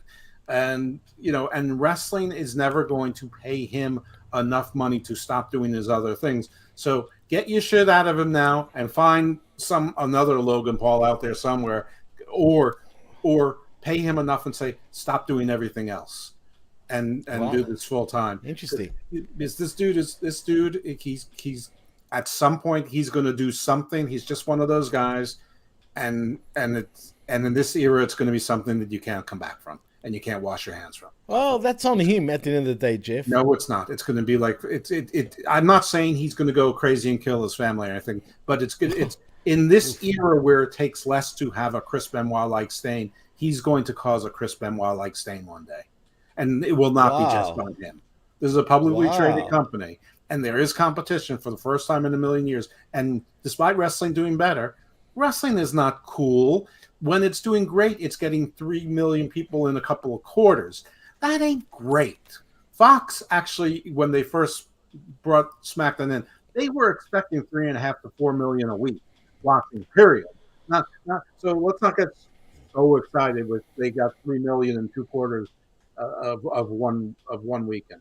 I'm just saying Logan Paul brings a lot is great, but he doesn't bring in a single eyeball. He doesn't bring, and he's not going to. And even if he does, they don't stay. So, well, you make me want to see something now, Jeff. Because let's be real. I know the ratings matter still. Don't get me wrong, but there is other avenues now for people to check shit out. Let's be real, right? It's not the 90s anymore. It's not the early 2000s. And to be real, television. Right. I'm going to let you finish, but being able to check shit out doesn't matter if it's not significantly monetized. So if these things like YouTube are not significantly monetized, well, it doesn't matter. It's $7 per 1,000 views. Or unless you have a partnership agreement between YouTube and WWE, where and it's already there. Which they probably do. I'm not saying I disagree. I get what you're saying. As far as Logan Paul goes, but hold on, but in their shareholders reports, they reveal how much they make from all other platforms, and like all other social media combined is like something like $30 million or $50 it's marginalized. million. Yeah, it's very Whatever it marginalized is, in comparison to the it's TV not deal. one year on the network. Yeah. I get you. Yeah, I get you. I'm just saying, it's just, you know, with WWE, they do more partnerships. They're not going in the same of content I just want creation. that out there before Jimmy finishes his point. Mm-hmm. And I'm just saying on the Logan Paul tip here, you know, the shading, you know, whatever is it Prime or Prime? I forget what the energy. Prime. Right. So, you know, he put his name on something and he didn't fact check it. Again, that's on him. This is not his name on something. This is something that he's a part owner of. I'm just. This is like 50 Cent with the water that he sold. Well, he made big dollars by selling it, man. Yes, he did, and it was actually water. Well, yeah, it's great water. It was good. It was great. Actually, I used to drink that quite a bit. Didn't you feel smarter? Didn't you feel smarter? I did. I didn't, but there was no. I felt like $1 after that. He got bought out for $500 million for whatever that fucking That's water all. That's was. all. And that was years ago. Right. That's all Logan Paul was waiting for. He just wanted to have this for a couple of years and then sell Prime out to somebody else. Problem with him being in business. The problem is that nothing he does, like he was in the NFTs, he was in the none of it works. None of it. It's all bad. And this Prime thing was the new thing. This was his new business, and they're running around and it's has 7 times the advertised and acceptable levels of caffeine in it. It's like a heart attack. I mean, I'm just telling you, this guy is no good. He has no scruples. Let me ask you this, Jeff. Let me ask you this. I'm sorry, Jimmy. I'll just say, in your personal opinion, which is better? Which is worse? Bad public relations or bad business dealings in terms of Logan Paul? I rather not Logan Paul slap his fiance. I rather not Logan Paul do something like drunk driving and hit and run crashes. But if this is a bad business deal. No, it's not the same. I think in terms of image wise, I'd rather have the bad business deals because everybody who's an entrepreneur and fails, like Vince McMahon, XFL, WBF, he has bad business ventures, but he's an entrepreneur. This guy's famous for being a jerk, like going to Suicide Woods and making fun of suicide. But that was years ago, Jeff. That was years ago. He's matured now. And you know why? He has. Believe me, he has. Lepers don't change their spots, Jimmy. I'm just saying what is worse. No. And I think the worst would be the public relations doing something violent against your fiance, doing like the hidden runs, drug taking or something. I think it's a matter of time before he does. Or that he did and it gets reported. He's a bad guy. I'm gonna disagree with that. Look, I think he's matured a lot. You're right though, Prof. Lipper doesn't change its stripes or spots, whatever the fuck, right? But truth be told, compared to those times, he's matured a lot. He's a lot smarter when it comes to business. That's 7 years ago, man. 7 years ago, I wasn't 40, nowhere near it. You know what I'm saying? Like, basically what I'm trying to say is he's still young. I mean, he's still in his 20s. Yes, 7 years ago. 7 years ago, I didn't have hair on my pubes. You know, hair on my pubes. Is a mental condition. It doesn't change. It only gets worse. He's a narcissist. Oh, look, narcissist, sure, absolutely, but you got to be You don't. He's a narcissist. When I say that to an extent, as a ruthless business guy that he probably is, and shit like that, he knows his value, man. No, he doesn't. He thinks he's worth more than he is. I'm telling you, he's a PR and business nightmare waiting to happen. He's going to be a criminal liability at some point. Wow. Don't worry, Jimmy.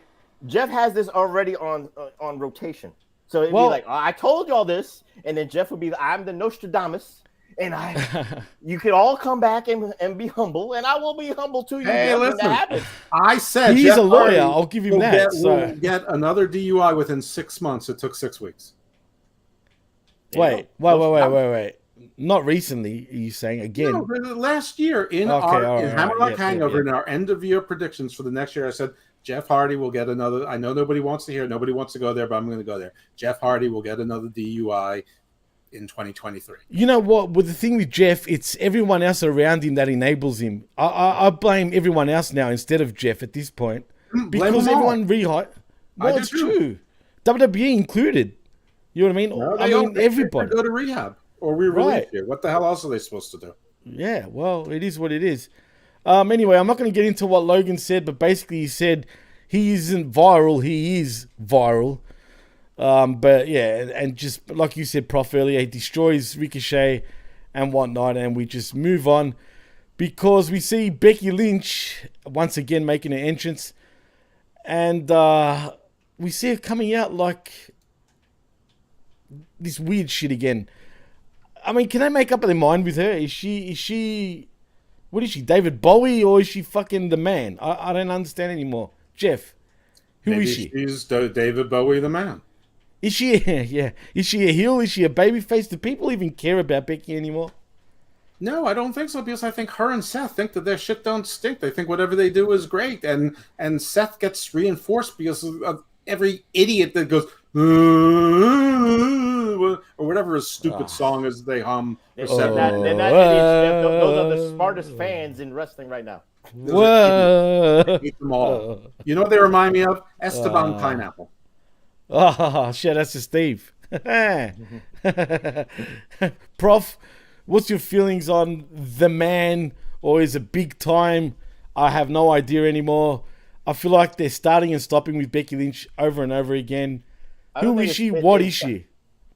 The biggest question is where her is the direction that they want her to go to. You know what I mean? Right. Character-wise, the direction.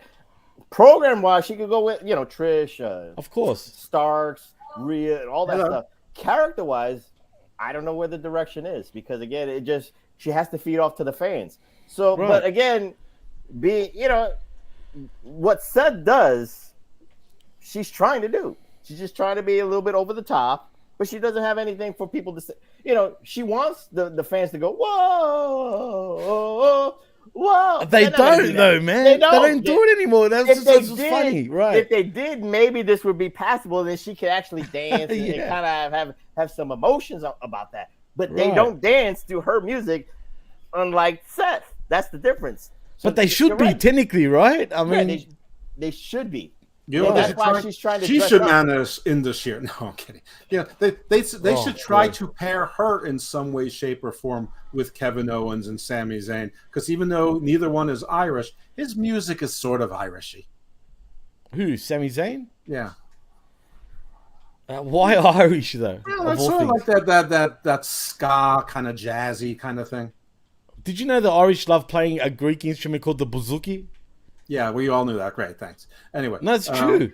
I know it's fascinating. True. Everybody is really interested. Does that mean anything though? That's what I'm trying to say. Like, no. That's all dangerous. It means that blows up buildings. A bazooka blows up buildings. Yeah. Do you know where they're going with Becky? They're getting me to say this. Thank you, Trish.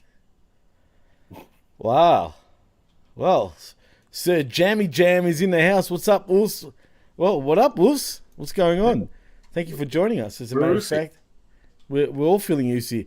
Well, anyway, speaking of Usi, we do get Becky Lynch versus Zoe Stark, and I called this. I knew Zoe was going to win, and she does with the over-rotated schoolboy pin, thanks to a bit of fuckery by Trish Stratus.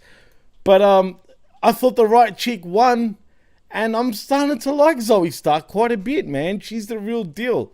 Jeff, are you a Stark? Are you a Stark now? I mean, you a Stark fan? Well, I've always been a House Stark fan, but yeah. Listen, I'm well on the record with saying that Zoe Stark does everything well, except she's not that good a talker, and she's not that great looking. Yeah. And that she should probably have a luchador mask on. However, they are teaching her how to use makeup better, and she doesn't need to look. She can look like the Shayna Baszler. I like her in this one. I like this pairing. As weird as this pairing is, it works. It's working. And this was a good match, and I like the fuckery. And thank you, Trish. I love that she's bringing out the mask again. So clearly, it's a throwback once again in that match. It wasn't something that was already there, and so I was right again. But no, I liked this. I thought everything about it was good. I didn't know this was a thing. We weren't arguing this. I never was against you about these things, Yes, Jeff. you were. You were saying, I thought that was there already. I'm like, no, I think it happened in the match. And you're saying, no, I'm going to have to look again. Yeah. I did think that, though. That's true, because I know. That must have happened really early in the match, though. Extremely early. Anyway, it's irrelevant now because she's in the mask, but continue. All I have to say about this entire thing and this entire segment, thank you, Trish. Do you agree, Prof? I agree with what Jeff said. There's nothing to expound on. I'll just say this. Expound. I like it. Lizard people are real. Look at Zoe Stark's face. That's all. So there was a brawl at a Russian military camp. A general was just fired, and there are other leaders dead or missing. So apparently, there's been a mutiny at a Russian military base. Oh, speaking of mutiny, did you see Zelensky at the NATO gathering? Jeff, as a matter of fact, poor Zelensky, dude. I love That's how all he I'm wears gonna say. his little military uniform. Yeah. Wherever he goes. Jesus. That's for another show. Check out Garden Views right here on the PWC Network. I'm sure that type of subject will be more for the views, right, Jeff? He's doing what he needs to do, but I think most of the European They went leaders like this to him, Jeff. They did this to him. Let's be honest. Yeah, but don't worry.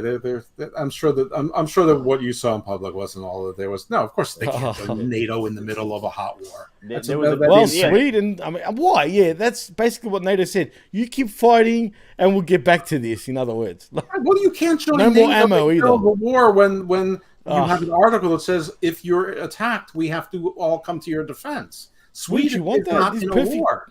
No, well, true, but I mean, wouldn't it be the perfect excuse to attack Russia at this point? Even though they are on the low key, you know what I mean? Nobody wants to attack Russia. Nobody's ever wanted to attack Russia. Well, not publicly. Everybody dies in Russia. The Russian winter. The people in Russia want to leave Russia because Russia is so bad. Russia thinks everybody wants to attack it. You calling him paranoid? Yes, they are paranoid. No, I agree. They are paranoid. That's true. It's like 5,000 years of paranoid. Yeah. No, you're right. When it comes to that, I think they are over-exaggerating. But anyway, we're not here to talk Russia or Ukraine. But anyway, like I said, Zoe Stark does win. Backstage, we see Seth Rollins chatting with Kevin Owens and Sami Zayn and asks what the plan is. Sami says they've been fighting Judgment Day for months, and 3 of them are the champions, and they'll beat them because they can beat them. As Kev says, he's been calm, but they jumped his friend 4-on-1, and he wants to go punching faces, was this smash a heads, to when and break noises. Kevin were best friends? I have no idea, because they for never really were. 3 months where they were pretending they were best friends. I mean, didn't that end badly? It did. Maybe they're going back. They're doing AEW styles, Tyler Black and Kevin Steen. I really don't remember. They were never close either. It just sort of like dissipated, or there was a draft, or something else happened. I thought it ended badly. I thought they hugged it out with Dr. Sadie or whatever. Oh, okay. All right. Well, they could have. I mean, that's Prof. Okay. Okay. Well, all right. Then that's just a couple friends. All we know is Kevin Owens has a bad temper. That's all I remember. He does. Suddenly, it's really bad. Yeah. I mean, what about Generico? We need Generico to come back with the Muska, and we're right. He just had a birthday though, so happy birthday, El Generico. I'm not sure about Sami Zayn. So James says in the chat, the product is stale as fuck. The old man is back, pal. He's back. Actually, there's definitely segments which reek of Vince McMahon booking, but there's also things. But let's face it, Tommaso Ciampa wouldn't have had a match on Raw if everything was Vince McMahon, and Zoe Stark wouldn't be pushed if it was Vince McMahon. So I think that they are coexisting. Well, did you see the photo taken of Grayson Waller on SmackDown and some crypto guy? By any chance, hovering online? Did you see it? That was the crypto guy? Yeah, apparently it was the crypto guy. That's what people were saying. I have no idea who the fuck that was, but did you see that picture? Yeah, I did. Did you see Vinnie Mac in the background? Named after Mutiny. This is great. I didn't. I actually wasn't noticing. Because I think after the picture was the stuff between Grayson Waller and The Rock. That's all I remember. Right. If you look in that's the interesting stuff. Mm-hmm. Yeah, well, if you look in the background, you'll see Vince McMahon photo bombs the picture. So pay attention. If you see it, you see it with his mustache and all. Well, that explains Grayson Waller being on my TV all the fucking time. I can see him getting into Grayson Waller for some fucking weird reason, actually. I can see it. I don't know. Weird reason you're into Grayson Waller and all other people. I don't get it. Vinnie Mac still knows how to entertain. You're right. The Tommaso Ciampa stuff, yeah, that's Triple H. The Zoe Stark stuff, that's Triple H. But the Alpha Academy graduation, that's Vince McMahon. Oh, that's Vinnie Mac. That's great stuff. Absolutely. Even Grayson Waller is very Vince McMahon as well, in my opinion. But But yeah. Anyway, it is what it is. The old man is still around. Miz. Oh no. Well, look, he's getting some good rubs, that's for sure, man. As long as he doesn't get the rub and tug, if you know what I mean. He's getting good rubs. I said as long as he doesn't get the tugs. I'm gonna leave that one alone. Yeah. I'm not really sure what I mean. The rub. How does a rub occur without a tug? I mean. Oh fuck. He gives the tugs in this case. Axe in this year, they've been coming so long. I mean, you could have a caress without a tug, but a rub. I mean, that's a tease, Jeff. Huh? That's too much of a tease now. Come on. Anyway, enough of the rubs. Where your authority comes from. I'm going to just move right along on this one. Okay. Because speaking of Vince, we see Alpha Academy in the ring, boys. And they're in caps and gowns for Maxine Dupree's graduation ceremony. Gable says it's long, but no, they're here to discuss the achievements of the first ever female graduate of the Alpha Academy and present her diploma. Maxine talks about how she thought Chad was a disgusting little troll at first, but he's a great teacher and a wonderful friend. She also talks about winning her first match ever right here on Monday Night Raw, and also thanks this beautiful hunk of beef in Otis, her twin flame, her mouse, and her rock. And if he hadn't caught her eye, none of this would have been possible. The three of them are just getting started. And the thank you, she says. Anyway, Gable continues saying that was great and they have a tradition around here and they have something special for her. They strip out of their caps and gowns and ask her to take her rightful spot front and center on her big night. Oh, yeah. Yeah, he does that too. And take off her cap and gown and put on this leather jacket they had made for her. And then the Viking Raiders had to fuck it up. First of all, before I get to the Viking Raiders, I love this segment, just quietly. But I know Vince has got a thing for fat, oily motherfuckers. But we've seen this play out how many friggin' times over the years? Do we really need another fat, oily guy? We do. Next one. Why, weapon. Jeff? Why? Because it's good. It's funny. It works. Prof, does it work? If it ain't broke, don't fix it. Sure. Thank you, baby. Fair enough. I just want to say one thing. No, I ain't shushing on this one. But anyway. I talked about earlier layers. My payoff for this was supposed to be that Maxine was working to gain the trust of the Alpha Academy so I could get my team back on my TV, Mansoir and Marseille, to destroy and eliminate the Alpha Academy to get the program that I want.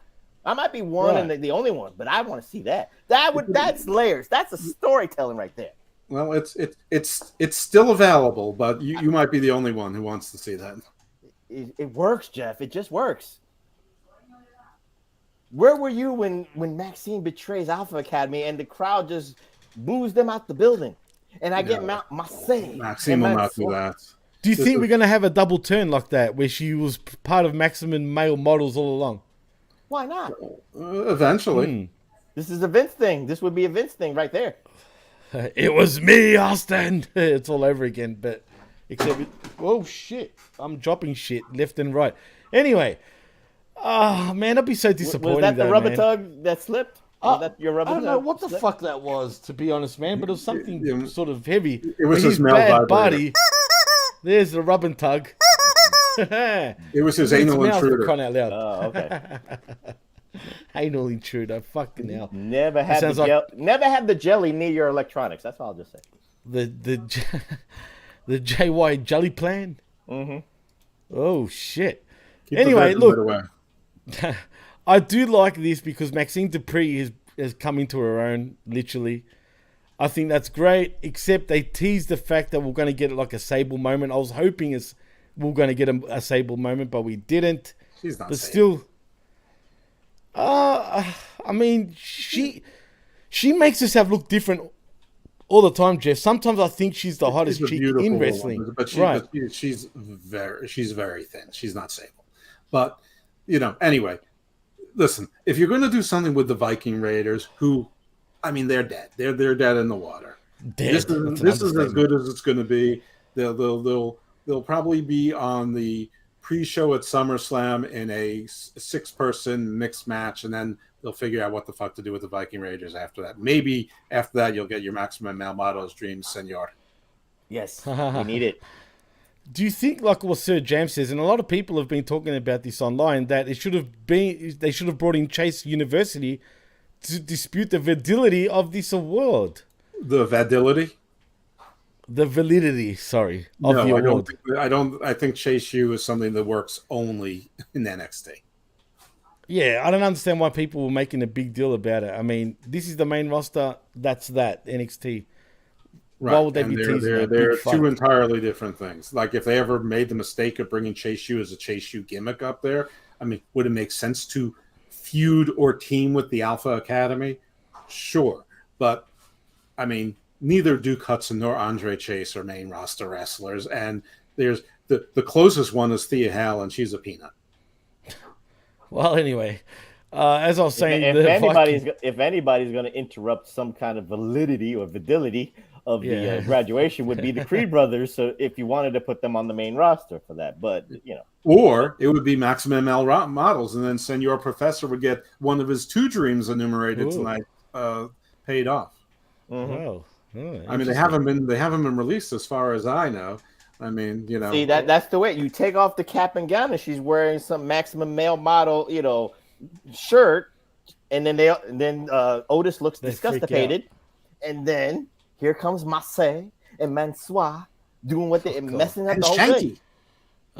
No, Shank? Please. Oh, they no, not Shanky, Shankar. No, fuck no. Shakira. Oh yeah, Shankira. Hey, Shakiro. Oh, So Shakiro and Cedric. Oh boy! It just now works. It works. You see, it even does. Jeff knows it works. It does, but fuck. And that it's is so Vince. back. It's so cringy. It just works so good. It's Vince cringy though. You know what I mean? Like where he's licking his lips. Oh yeah. You know what I mean? He's getting overexcited. Look, you licked your lips just now, Jeff. Vince cringy. It could be Dungeon of Doom cringy, and then Tyler Bate come in. But instead of as a European, he can come in as Kevin Sullivan and reform the Dungeon of Doom. Oh, please. He's got the height in the legs. Nah, Vince wouldn't be down with that because it wasn't his idea, damn it. Come on now. Well, Vince, if you're watching, just pretend it was your idea.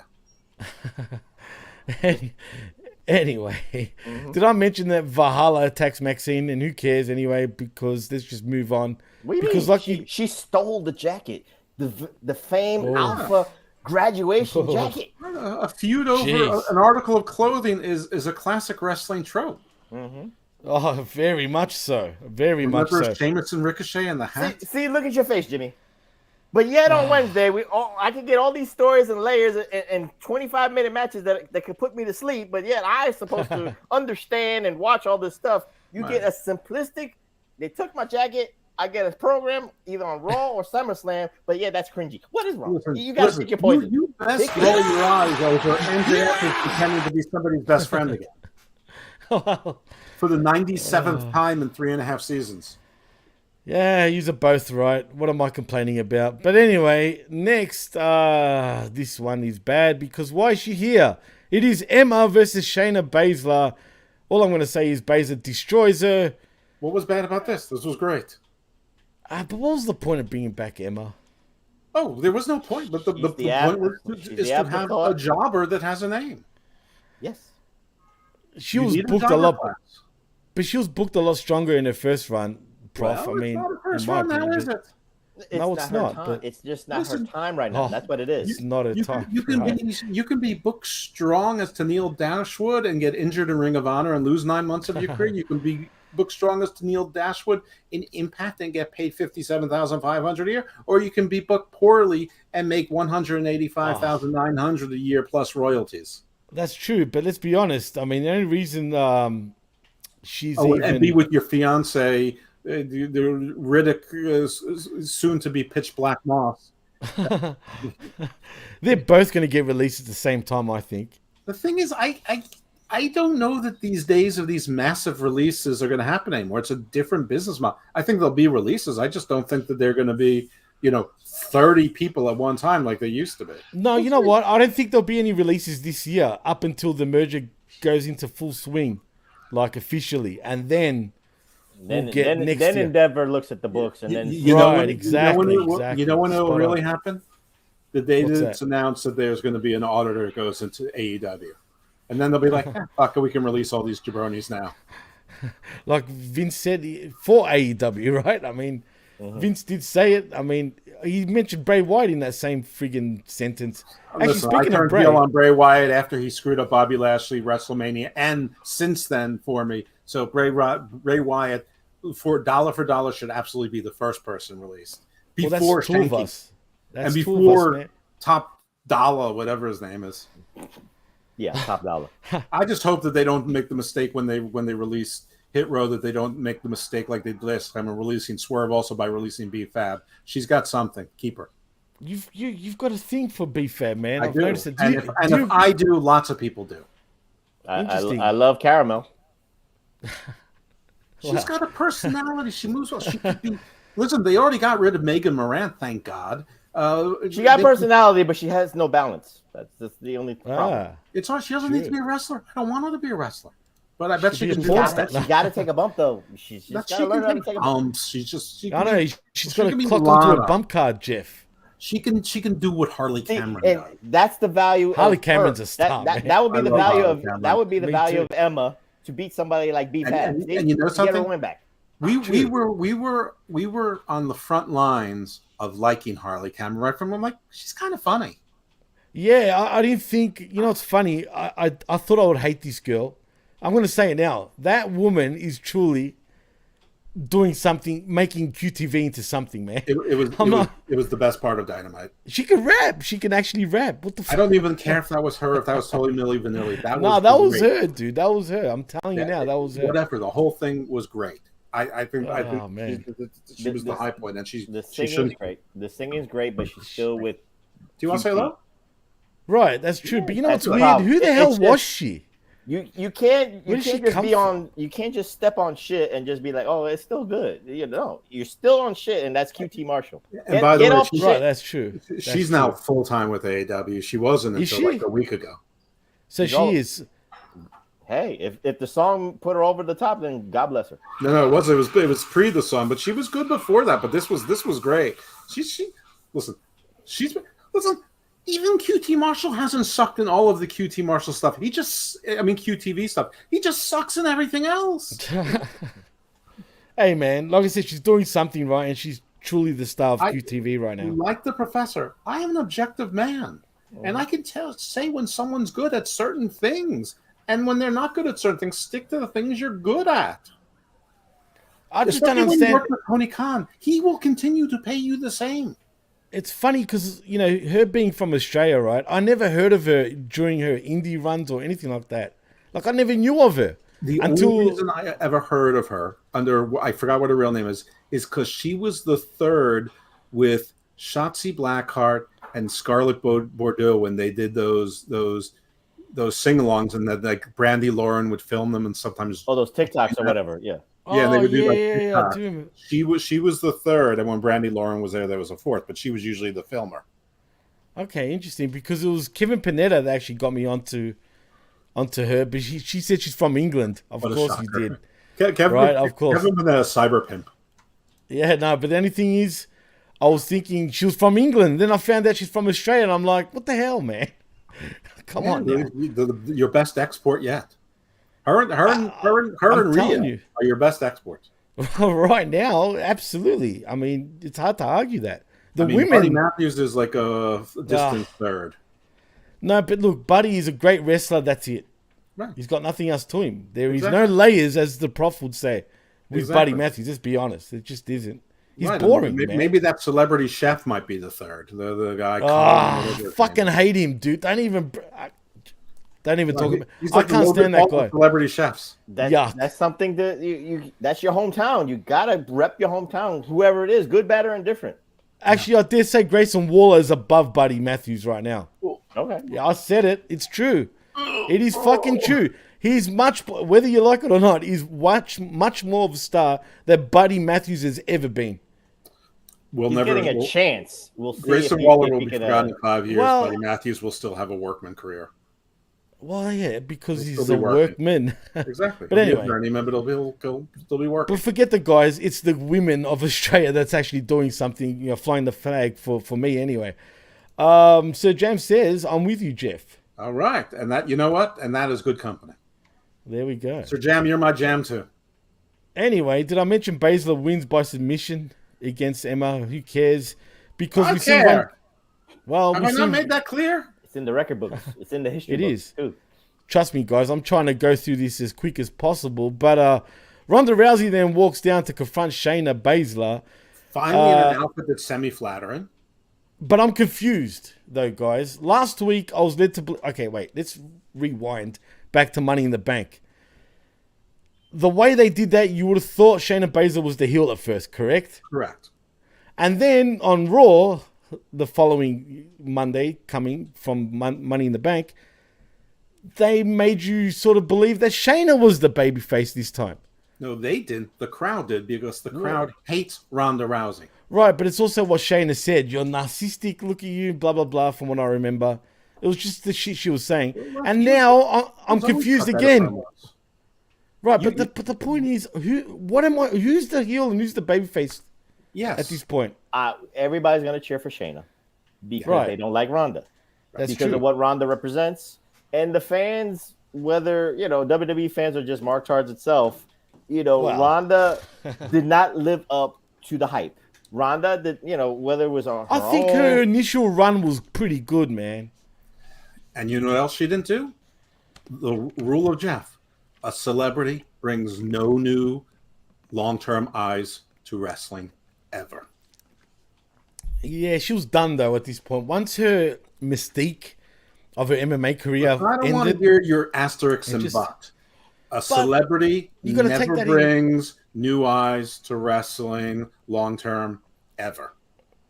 Well, you can make that argument in the past they did. You could say that Mike Tyson brought extra eyeballs. Long-term? No.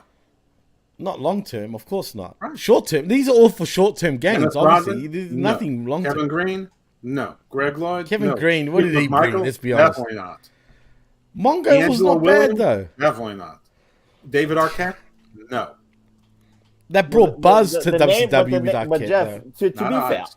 but to be fair, I'll say this: the names you're saying is very short term. Ronda is supposed to be long term. Long term, right. Ronda There's a felt like difference. he was there for 2 years. But what you're saying, but Ronda, same thing. No, she didn't bring anyone, and if she brought anyone, they left quickly. Whether it's booking, Well, but again, right the now, fans, the Our fans friend Logan feel Paul has brought no new eyes to professional wrestling. The numbers again- are exactly the same. that's the short term because he stop starts, and that's the thing. Ronda's supposed to have been there for the long haul. She then main event at WrestleMania. Did it do anything effective wise? According to Jeff, no, and I'll agree with him on that. But again, I think a lot of people, not even with the booking, because we can say the booking kind of sucked on Ronda Rousey too, but a lot of people were more inclined to say that she wasn't taking this seriously. Again, that's very debatable. I don't know if she was taking this or the passion. She didn't show the passion. And when Shayna kind of referenced the passion part and that Ronda got it too easy and Shayna had to bust her ass to do it, that's what made her empathetic. I'm also- empathetic Right. towards Shayna. She also Absolutely. shows disdain for the fans, and that's a bad combination when you do all of those things. When you lack the passion, you work part-time, you show disdain for the fans, and you pretty much make it know that everything else is your priority. Being in a video game, being in a movie, having children. Listen, there's nothing wrong with having children, but when everything else is a priority and you're the highest paid woman on the roster, that you need to be really great. And she worked lazy. And she's leaving. So good. Goodbye. So Shayna is the face, but she's the heel face. And Yeah. in SummerSlam, I hate to say this, but Shayna needs to beat Ronda in like 90 seconds. Devastating But, submission. She's a And then field. PH. But wouldn't- PEL. but wouldn't that kill Ronda? Like, in her eyes, She's she would be gone. like... She's gone. No. Hold on. Is that official, though? Yes. You're just thinking Her that contract's she's leaving. up, and this is her last. Oh, run it is? to me. Okay, Yeah. all right. If that's the case, Everybody that's reported different. it, and nobody's Talking about it. Right. Right, it's weird. That's strange. But anyway, okay, well, now that you guys said that, and thank you for telling me that, then I agree with you. But anyway, back from commercial, though, we see Cody Rhodes making his entrance. He asked Buffalo, and I'm sick to death of this. Oh, no, God. What do they want to talk about? Buffalo wings, I guess. But anyway, he asked to be indulged briefly while he turns his back on the camera so he can see everyone here tonight. He sees us, and he hopes we see him. A shot at AEW where he has to turn his back on the camera and look at all four sides. This is so dusty promo, though, let's be honest, but I'll continue. But it was good. It was great. No. It's like criticizing LA Knight for sounding like The Rock or Steve O's. He doesn't. He sounds like Austin more than The Rock, but we'll get to that, too, a bit later. But anyway, he continues saying sometimes it feels like... Yeah, maybe not. It feels there's an invisible barrier between them, and that's another Dusty sort of thing to say. That's a complete line lifted directly from Dusty. From Dusty, right. When he tells... What he tells is real, not just career goals, but life goals. The other day, he was in the United Kingdom, and a man asked him at a press event how he feels about his momentum, and the question and his answer have haunted him. He was a bit cagey, and he cited the fans and said, hey, look, every city sold out, every crowd is louder and louder. But his momentum in the ring is a big shaky because of the mountain in front of him, and he must either go through or not at all. Did he say we all know. Shanky? Sorry, a big shaky? a big shaky. Oh, a bit shaky.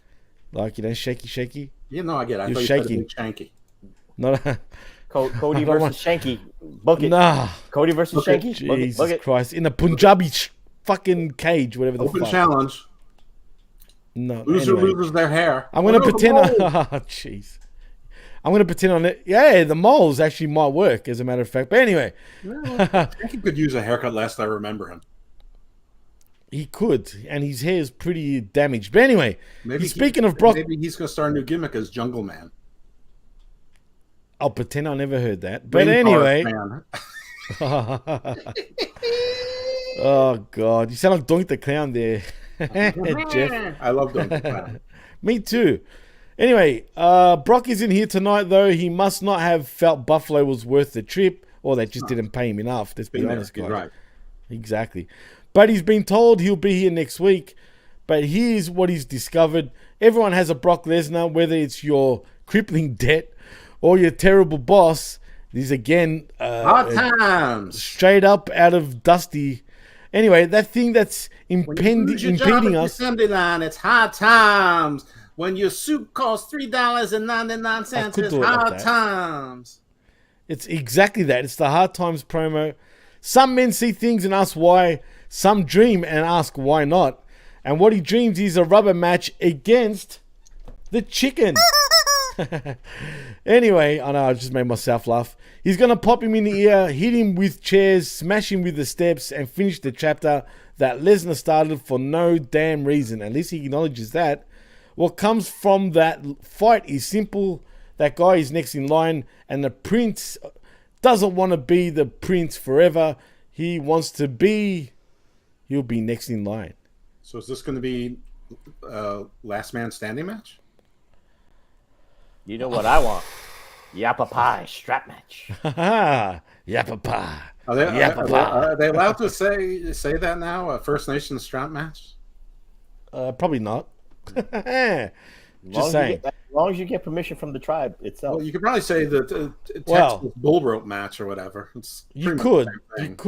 But you know what's funny? It's funny you bring that up, Jeff, because when I was watching the Doink, the clown, what do you call it? The Vice fucking Dark Side of the Ring. Did you hear one of his? Oh no, I went and saw some other promos of Doinks over the years, right? After I watched that, and there was one promo where he's talking about wrestling Tatanka and his red skin, and he's going to turn that red skin into a yellow skin because, you know, he's chicken, right?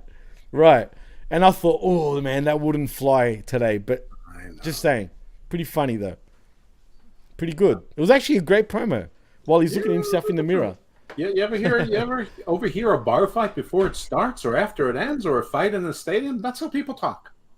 That's true. Knowing promos are good, and Cody promos still make people yell out, make them scream. You use your, again, for people who are getting upset about the story, getting upset layers. about it's not even about layers. It's just about who Cody is and who his father is. And you just said it. He's Dusty's son. He's a common man. He's a common man. But again, the one thing that Cody learns, the one thing Cody from the Dusty tree, whether it's right or wrong, and I'm thinking this is where he wants.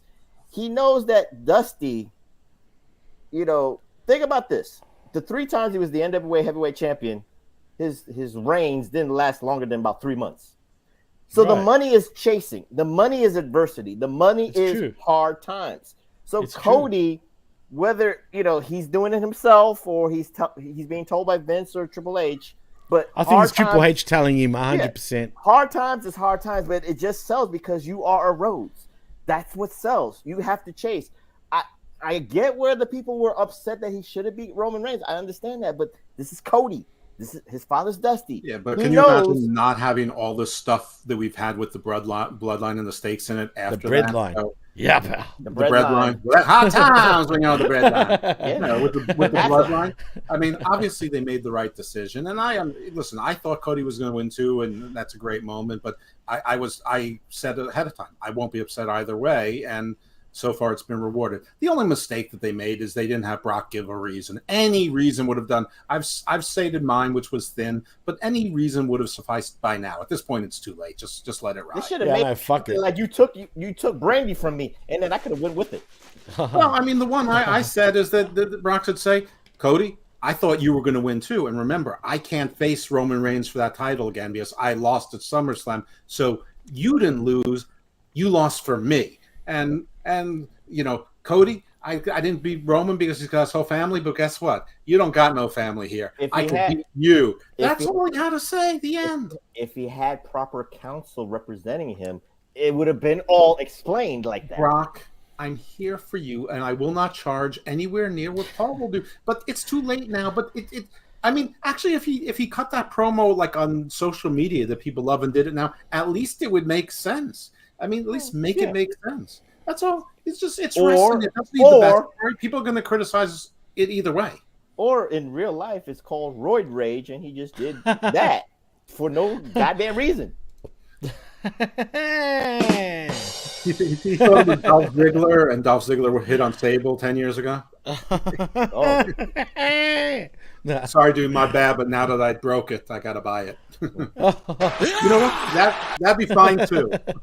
and then you see Dolph like hiding. This is what Raw brings to the table if they did it right.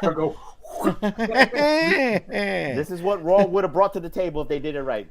They should have just listened to us. You just see a dust cloud and a hole in the wall the shape of Dolph's silhouette. Jesus Christ. It should have been me. Anyway, let's move on, shall we? Because after that, he could also be in some male models with my new job squad. Dolph Ziggler. Oh, God. Dolph. I don't think it matters anymore. Why not bring his brother into WWE? Dolph. Oh, Dolph. Yes, I'm already a maximum male model. I know the fucking hell. Exactly. What's wrong with you, Jeff? Or you could change it to Dolce. Come on. Like Dolce and Gabbana. Or Dolce Gabbana, right? You could. No, but Dolph is Dolph, though. Ziggler. Ziggler. Dolce Z. Yeah, Ziggler. Or Z Dolce or something like that. But really, Ziggler has got that maximum male model thing to it. But Z Dolce. Gotcha. No, Dolce Ziggler. You know what I mean? We can turn him French instead of German. We absolutely can. You know what I mean? We can compromise with Swiss. Absolutely, he's Swiss. We can just give him oversized watches as his gimmick. Can we say he's from Belgium? Even moving along. We got to move along. Move it along. Let's move it. Speaking of moving on, we have a disqualification match between The Miz and Tommaso Ciampa, and can I just say, yes, I was pleasantly entertained by this match. Jeff, It was okay. It was fine.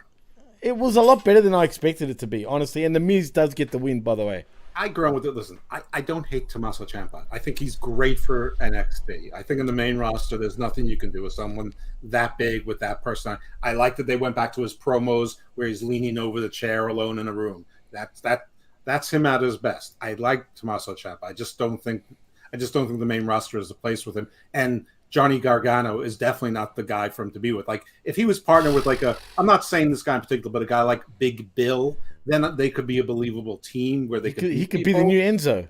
So something like that. I mean, he doesn't have that personality, but I could Literally, you can't teach that. I mean, he's bigger than Pete Dunne, so I mean, it's not like he's like a dwarf. But is he bigger than his thighs? But there's this thing with the Miz is dumb, and it's the same thing that happens with the Miz every time. Someone gets injured, and he doesn't pay them, or he doesn't keep in touch with them. Whatever, same story over and over again. No. We woke up a sleeping giant, and that's the Miz's wrestling abilities because he's wrestled so much better. He's wrestled like he's wrestling for AEW right now. That's who's supposed to prove that point. Remember when he wrestled Seth Rollins a few weeks ago, and everyone said, "Oh, I forgot the Miz can wrestle. He can do this every now and then." But yeah, this match was good. I just didn't care about what happened with it, and I was dreading what didn't happen. By the way, Johnny Gargano did not come out, but I was dreading it the whole time. So it was hard to enjoy it because of my own dread that didn't need to be there at all. But then there was dread in that. But actually, I don't mind it. But I don't know why another guy would be this stupid. Bronson Reed comes in and beats Tsunami, which actually I don't hate. It's just like, why would anyone do business with the Miz ever again? Because what are they trying to do? He's got contacts in Hollywood. He's got contacts with USA Network. He's he the can be on A-lister, TV. remember? He's the A-lister. Who's Bronson Reed gonna? What's he gonna? Is he gonna play Peter Potamus? He's the Samoan lister. He's the Samoan lister. That's what he is. He's going to be Peter Potamus, and there's already a Samoan lister, and that's The Rock. True. Good point, actually. But no, really, the second one, his name's Jason Momoa. That's true also. And by the way, the next one is already spoken for, too, and his name's Roman Reigns. It's like you said, you want him to be booked right, you just say, I'm promising Bronson Reed a role in the Marine, the Next Generation. That's all you just do. You can star on it. He could be the Blob in the X-Men. The Blob. I like Jonah, man. One of the the League of the Evil Mutants. Isn't that what they were called? The League of something. I've got a soft spot for him, not because he's from Australia, but because I followed his indie career here in Australia. He's done a lot in Melbourne, in my neck of the woods, for Melbourne City Wrestling, which is the biggest indie promotion in Australia right now. But yeah, like I do like him. He's a lot bigger than you think too in person, Jeff. He's huge, man. Did I say he's small? I mean, no. Well, you kind of said he's short, small, but he's really wide. I mean, he's huge, man. He's short and thick, but he's bigger than. No, he's bigger than Otis. He's bigger than. The way you're saying he's huge, where is he huge? Jimmy, we got it. No, not like this. Oh, okay, we got it. Jimmy. You fucked him and you don't regret it. We got it. We understand. Yeah, I know. Not everything's. I know everything's about people. And you would do it again. I'm just trying to help you out here. That's all. I'll pretend I never said huge ever again. Anyway, as long as it's not this huge. That's right. You don't want her. Whoa. We understand what you don't want. What you do. Put a picture of Bronson Reed. Let's move on, shall by we? the export you like. That's the export you like. We already have you on record on choosing John Morrison over Taya Valkyrie. Wow. I mean, see? There it is again. No, that was a joke. I would so go for Ty. I don't think she's that bad. Come on, man. I was just fucking around for the pop there. But anyway. Yeah, you're fucking around. Hey, I'm Greek, but not that Greek, all right? Really. I don't judge. Live and let live. You He's a beautiful man. It's a good choice. Anyway, I just don't understand why he'd go for anyway, it doesn't matter. Yeah. Did I mention we see Liv Morgan and Raquel Rodriguez are chatting in Gorilla when Chelsea Green and Sonya Deville roll up to bicker at them? Liv and Raquel are just there to close up on their competition, and then we see Mami rolling up to tell them to stay out of her business and stick to the tag division, or it will be strike 3. Chelsea sticks her head in and says when they win the tag titles, they'll run the division together, but Ripley gets in her face and asks who said we, and they scurry off. Then we see they Liv. said, she didn't mean it that way. She's like, no, I didn't mean it that way. And she's like, I think we have someplace to go. Yes, we have someplace to go. Then they went, scoot. Like, Chef's on out of there. Whole thing. Chef's kiss. Perfect. I love Rhea killed this show, but anyway. Liv Morgan says Rhea keeps being a bully. They'll keep stopping her. Liv and Raquel then make their entrance to be at ringside for the match. And then we see Chelsea and Sonya making their entrance for the Chelsea Green and Sonya Deville versus Katana Chance and Kaden Carter, the two little bitches against the medium-sized bitches, I guess, because they're literally bitches. But thank God Chelsea Green and Sonya Deville win by pinfall. But can I just say, thank God, because Katana Chance, I'm sorry, like I'm going to say this, right? And don't shoot me, Vet, especially and Big Ray Hernandez, but and Kaden Carter, they just look like miniatures on the main roster, and they just don't have the same aura as they did in NXT. They had no aura in NXT. They had exactly the same aura in NXT. They lost every match for like 17 months. They look trashy, bro. Straight up trashy. Even with the fucking dancing, like one of them's jazz. No, they are the female version of Wesley. At some point, they're going to turn it around. Even worse, they're going to be on this unbelievable win streak. They're fine. They're fine, and it's fine that they lost. This was all good. Actually, everything on the women's side of things tonight, except for Becky Lynch's outfit, was all good. Right. Ugh, disgusting. Prof, do you like how the ring announcer's like, and Chelsea Green? Like, what the fuck is up with that? That's your question? We've been on for 2 hours and minutes, and you're spending I time... want to know why. I mean, it blows my mind. Why? Chelsea Green. Like, it's so cringe. Because it just rolls off the tongue like that. Chelsea Green. That's all it is. But as far as the match goes, the right team won again.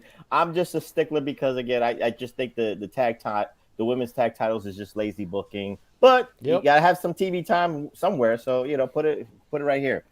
But again, for the disadvantage, it leaves Rhea directionless with all these women doing something else like this. I mean, fuck it. Just make her beat up every bitch on the roster, man, right now at this point. Why not? Well, that's what police them all. She says, no one's come and challenged me. That except for people who are tag team champions, open challenge. And Natty, you can't come again. I'm done with you. But then, just have people come every week. Yeah, as long as it's not Veer coming still, I'm cool. That's fine. Let her beat up Veer. I agree. I'm so with the witches. Oh my god. Anyway, from that we go to Drew McIntyre. Matt Riddle are interviewed backstage once again. Drew says he's sick of the numbers games around here, and he and Riddle are going to put an end with it, starting with Imperium. Riddle wants to wrestle Gunther next week, and Drew says he's not going to be here next week, so maybe he should hold off.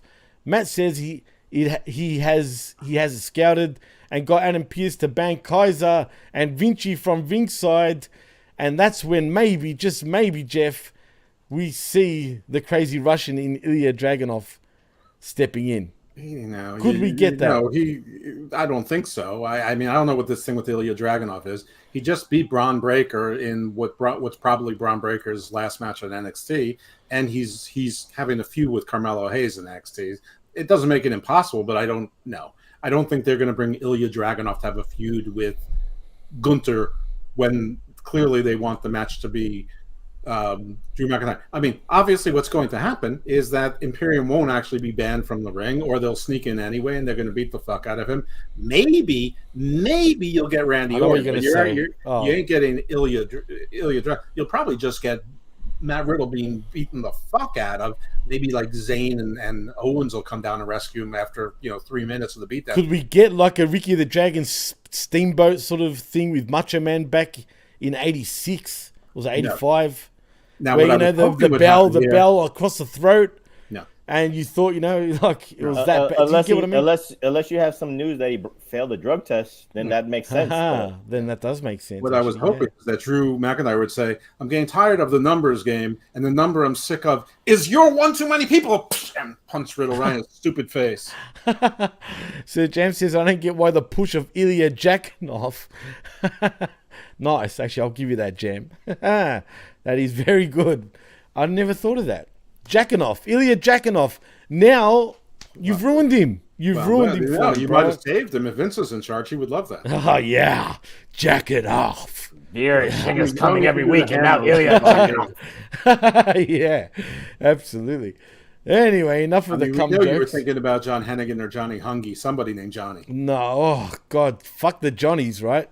I mean, where's the Exactly. song? Here's Johnny, ba ba ba. Look at the excitement in his eyes when he says that. Oh Look at this. God, I'm making excited. stuff All right, up. maybe that should be the outro song. And finally, we're here, the main event, guys. We've finally done it. It is the Judgment Day in Damian Priest, Dominic Mysterio, and Finn Balor versus Kevin Owens, Sami Zayn, and Seth Rollins. And thank God, once again, the Judgment Day win by pinfall with a coup de grace from Finn Balor and Sami Zayn. In again, a match that I thought the right men actually won. And they worked Prof, do you together. agree? And they worked together, and everything seems rosy once again. Right. Prof, did you like the Judgment Day ruling supreme on Raw? It's the layer that needed to happen. The layer that we need to, because you have to have ebbs and flows.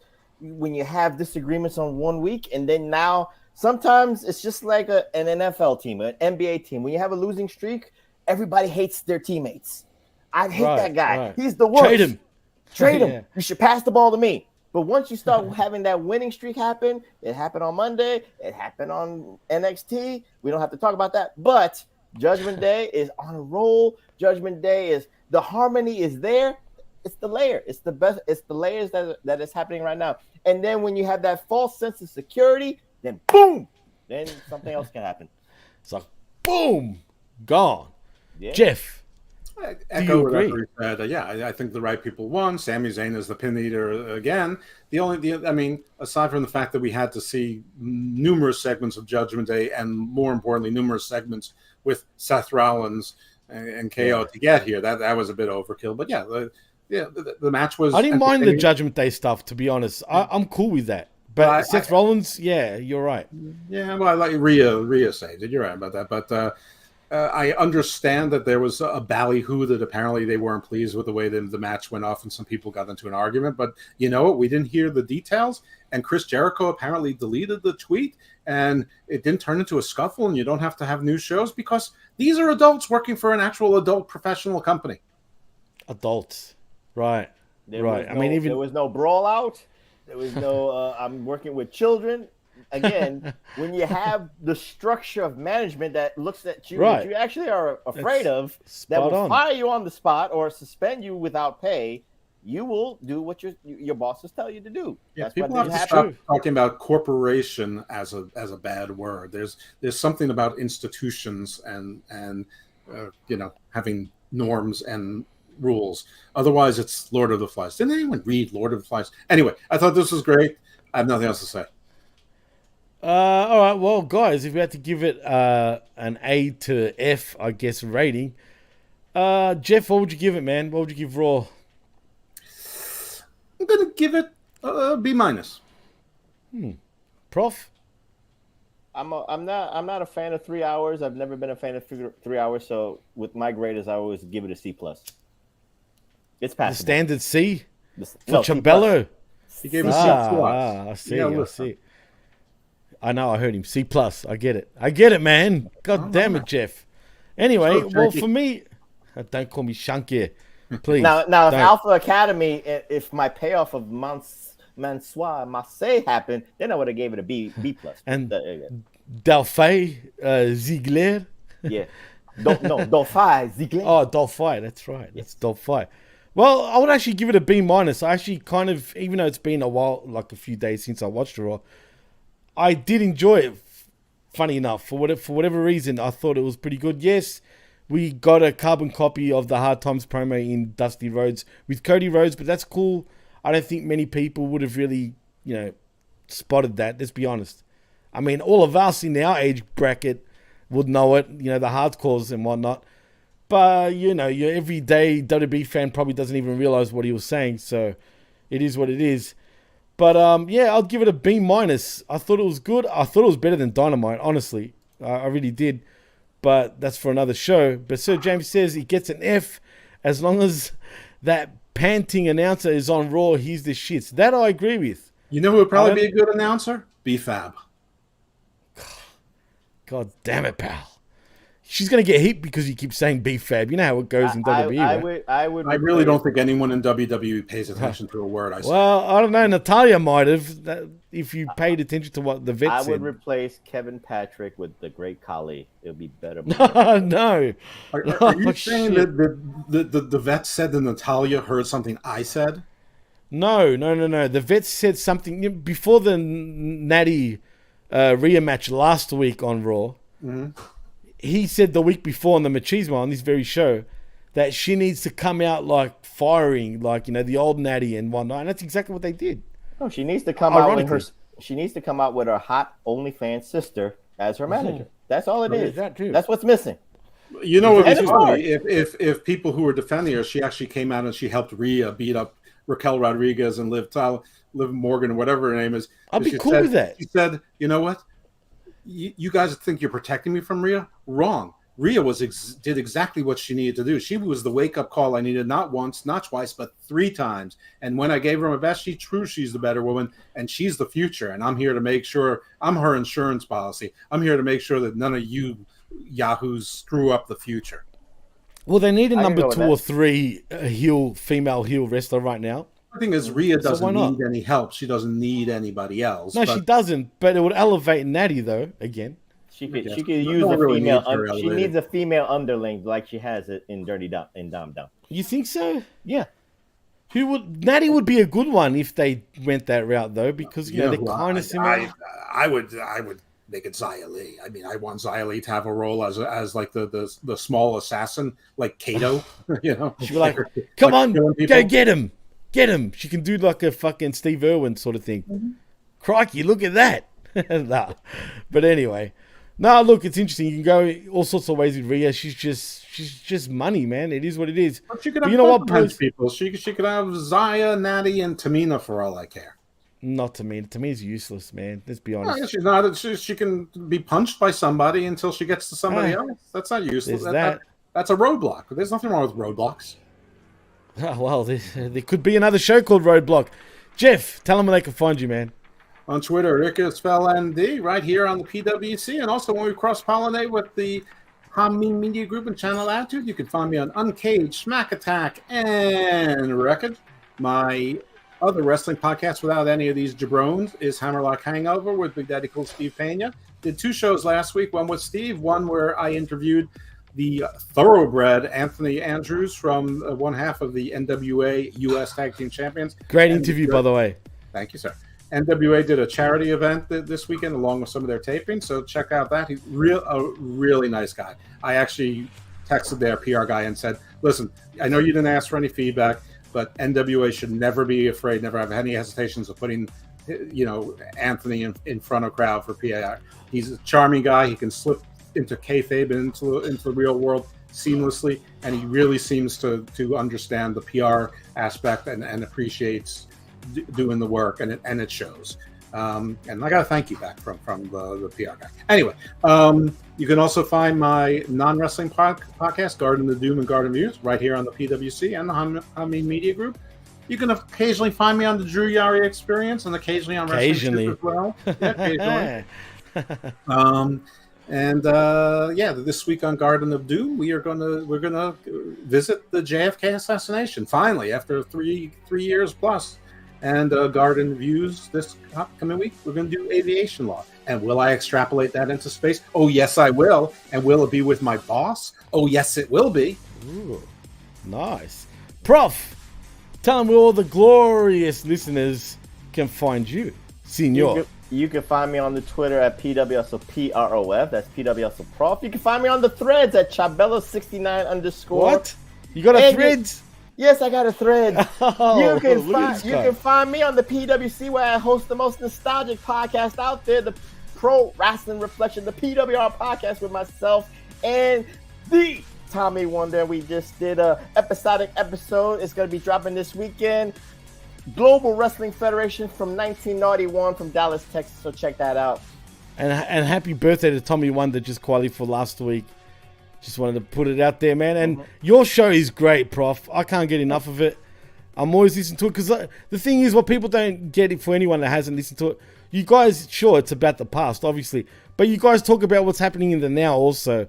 most of the time. Because So it always connects the now Absolutely. with the nostalgic. absolutely does, man. So go check out the Pro Wrestling Reflection and the Pro Wrestling Spotlight right here on the PWC Network. And is there anywhere else you need to plug, Prof? Oh, you could always if my guys A-Track Brown and Billy Ray Valentine get off their asses, you can find me on the PWS Networks on the YouTubes where we do our 3-man thing. Make sure to plug them while you're doing your 3-man thing. Oh boy. Yeah. That's on my upper left. That's Thank you. With his rubber chicken. Thank you. Track has tried everything else, so. Can I just say, Prof, as a matter of fact, I can sort of comb in over here. The PW Hustle thing, I spoke to Billy Ray Valentine when we did the review show for the Forbidden Door. And he's going to be back full-time very soon, man, as a matter of fact. Billy Ray wants to get the Hustle back off its feet, so look out for that. Big things are coming with the Hustle, so look out. I think the band's going to get back together again, Prof. Van McCoy this bullshit. But shout outs to Billy Ray Valentine, man. Anyway, if you want to follow me, you can on Twitter at DJ MassFX, and you can follow us also at the PWC Network. Please like and subscribe right here at the pwcnetwork.podbean.com, where you can find all of our shows right here on the PWC Network. Also, HaminMediaGroup.podbean.com and ChannelAttitude.com, where for $5 you get the best talk in all of pro wrestling. And that's a wrap. So in saying that, I am Jimmy T. That is the evil one, evil dose, Dr. Jeff Lippman, and that is Senor Professor Chavelo Vera Cruz. And you've been listening and watching the PWC Monday Night Machismo right here on the PWC Network. And we're out. Thank you. Stay with my friends while you're doing the hustle.